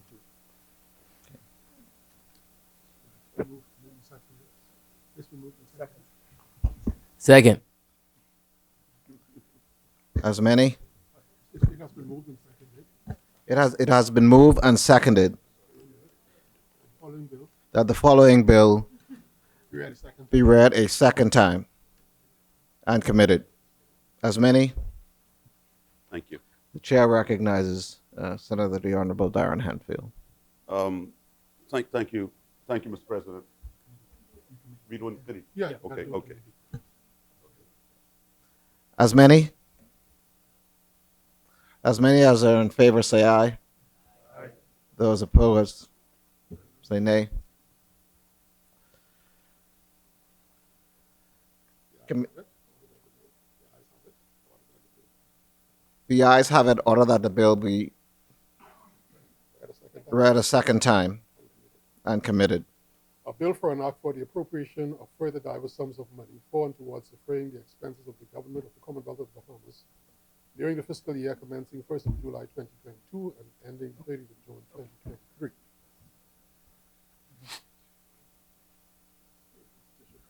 Yes. The Senate, Second reading. for the second reading, There none, Mr. President. Committee of the Whole. Mr. President, I now move that the Senate do resolve itself into a committee of the whole with Senator James Roll Turner in the chair. It has been moved and seconded that this House do now resolve itself into the Committee of the Whole with Senator the Honorable James Turner Roll Turner, I beg your pardon, and the chairman of the Committee of the Whole in the chair. As many as are in favor will remain seated. As many say aye. All those opposed say nay. The ayes have it. The motion is carried. The Senate will now resolve itself into the Committee of the Whole with Senator James Roll Turner and Chairman of the Committee of the Whole in the chair.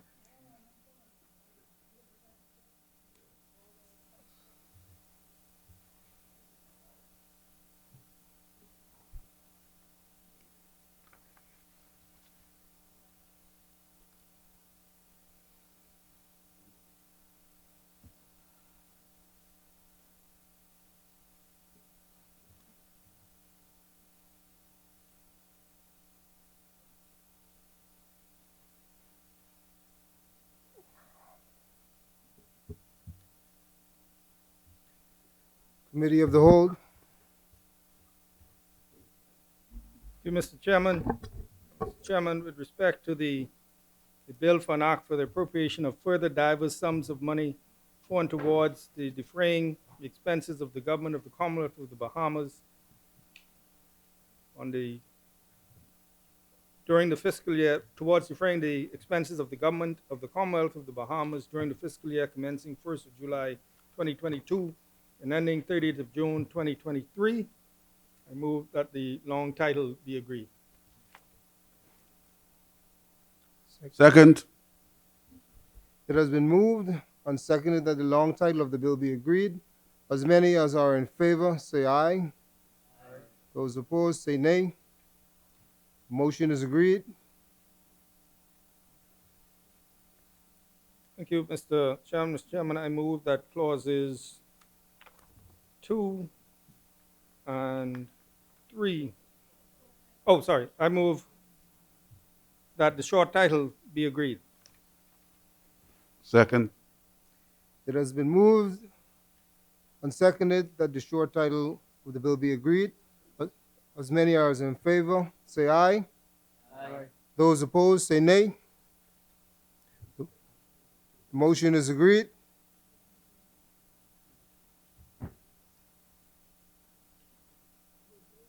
Thank you, Mr. Chairman. Mr. Chairman, I move that clauses 2 and 3 be agreed. Second. It has been moved and seconded that clauses 2 and 3 of the bill be agreed. As many as in favor, say aye. Aye. Those who oppose, say nay. The motion is agreed. Clauses 2 and 3 of the bill is agreed. Thank you, Mr. Chairman.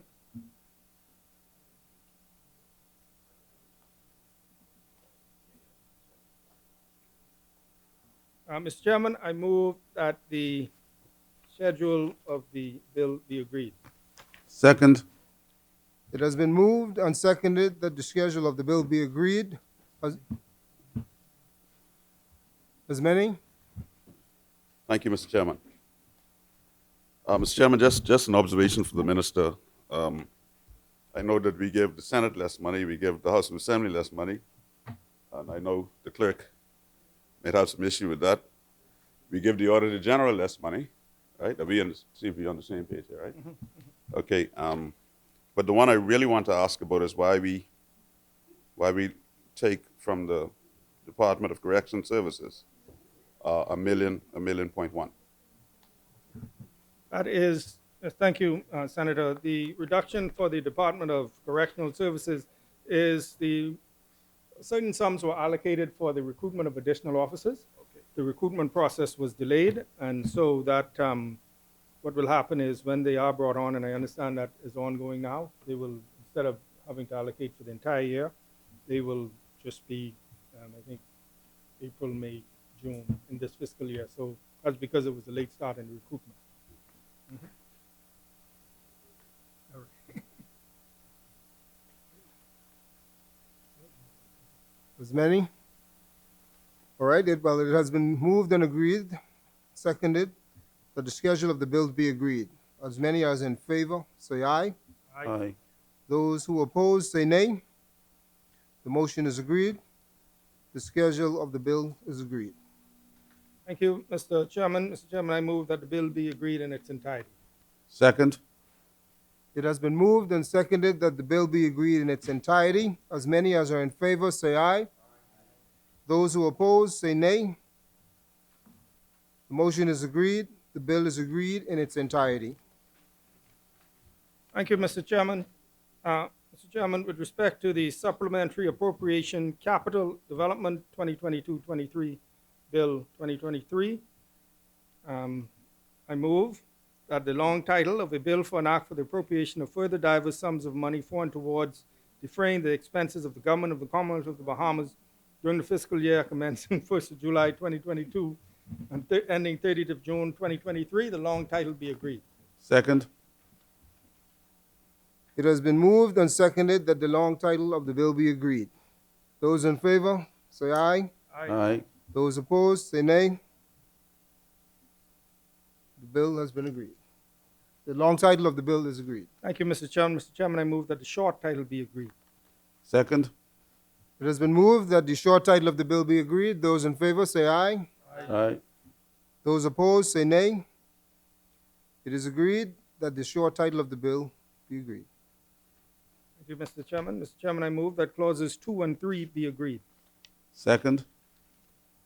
It has been moved and seconded that the clauses 2 and 3 of the bill be agreed. All in favor, say aye. Aye. Those opposed, say nay. It is agreed that clauses 2 and 3 of the bill has been agreed.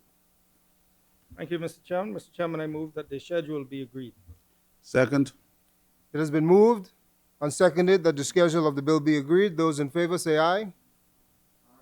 I'm sorry, as many? Thank you, Mr. Chairman. With regard to head number 33, Ministry of Works and Utilities, we see that there is a reduction of $20,002,000. If we can get an explanation. Yes. That is some savings that were identified within the budget. As you know, we go from July 1st to June 30th.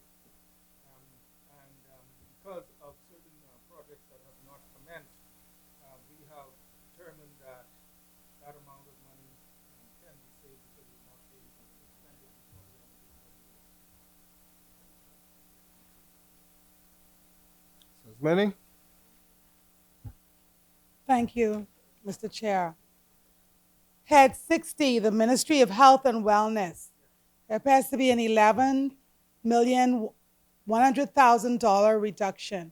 Would you be able to speak to that, please?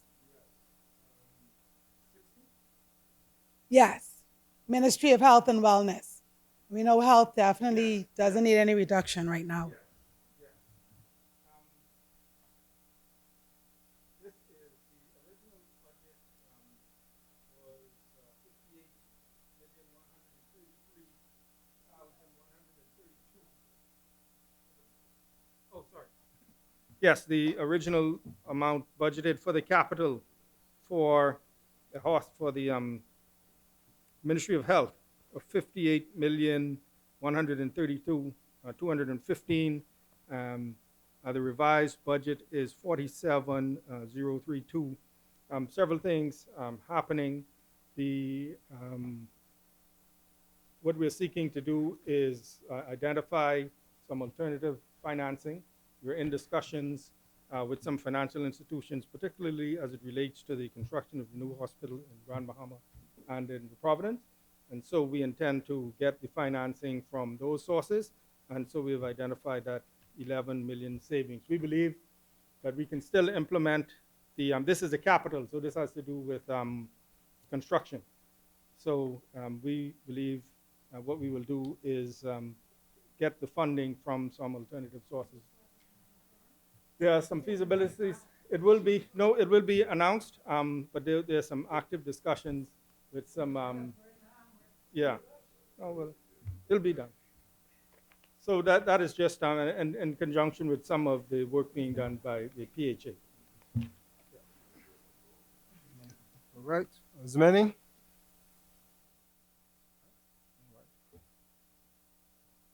As many as are in favor, say aye. Aye. Those opposed, say nay. The motion is agreed. Thank you, Mr. Chairman. Mr. Chairman, I move that the bill be now agreed in its entirety. Second. It has been moved and seconded that the bill be agreed in its entirety. All in favor, say aye. Aye. Those opposed, say nay. Motion is agreed. The bill is agreed in its entirety. Thank you, Mr. Chairman. Thank you, Mr. Chairman. Mr. Chairman, I move that the President do now take the chair.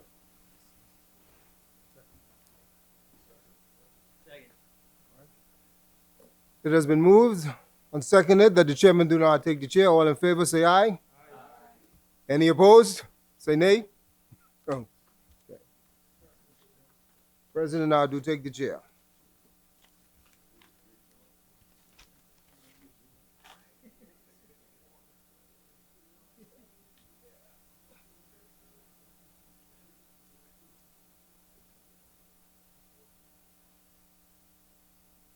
Mr. President, I beg to leave the report that the Committee of the Whole has examined the two bills and do make no changes.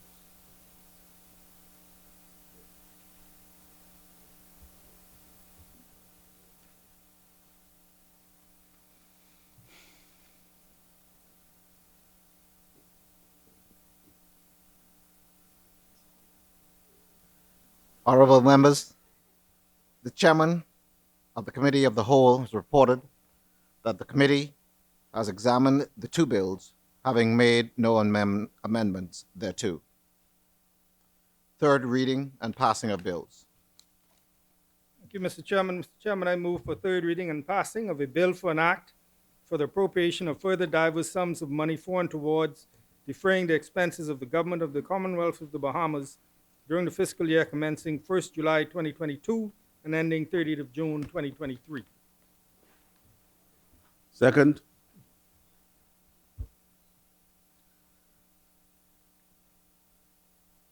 It has been moved and seconded that the following bill be read a third time and pass.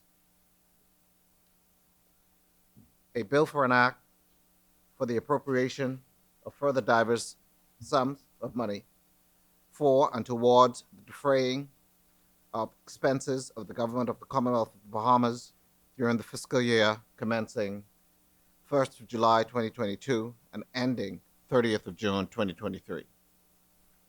As many as are in favor, say aye. Aye. Those that are opposed, say nay.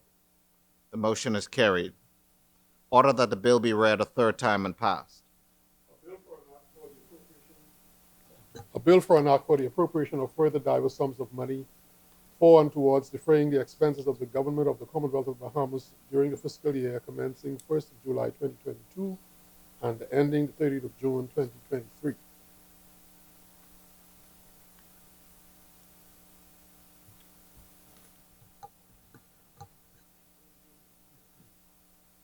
For the third reading of bills, Yes, Mr. President. Mr. President, I move for third reading and passing of a bill for the appropriation of further diverse sums of money for and towards defraying the expenses of the government of the Commonwealth of the Bahamas during the fiscal year commencing 1st June 2022 and ending 30th of June 2023. This is the Supplementary Appropriation Capital Development 2022-2023 Bill 2023. is there a Second. seconder? It has been moved and seconded that the following bill be read a third time and passed. A bill for an act for the appropriation of further diverse sums of money for and towards defraying the expenses of the government of the Commonwealth of the Bahamas during the fiscal year commencing 1st of July 2022 and ending 30th of June 2023. As many as are in favor will say aye. Aye. Those that are opposed will say nay. The motion is carried. Order that the bill be read a third time and passed. A bill for an act for the appropriation of further diverse sums of money for and towards defraying the expenses of the government of the Commonwealth of the Bahamas during the fiscal year commencing 1st of July 2022 and ending the 30th of June 2023. Order that the bill, order that this bill do now pass and the title thereof declared to be Supplementary Appropriation 2022-2023 Recurrent Account Expenses Act 2023. Yep. Sorry. Capital Development, beg your pardon.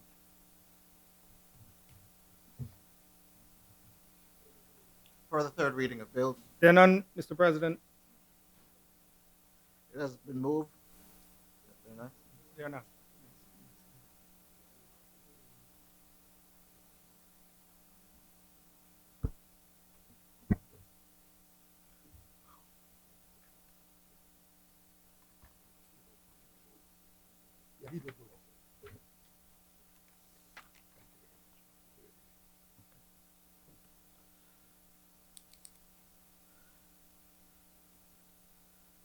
Consideration of House amendments, resolutions. Mr. President, and just like to once again thank the side opposite for agreeing to consider the resolution during this debate today. And I would like to move the following resolution: resolve that this House adopts the 2022 Fiscal Strategy Report and Midterm Debt Management Strategy fiscal years 2023-24 through 2025-2026. Second. It has.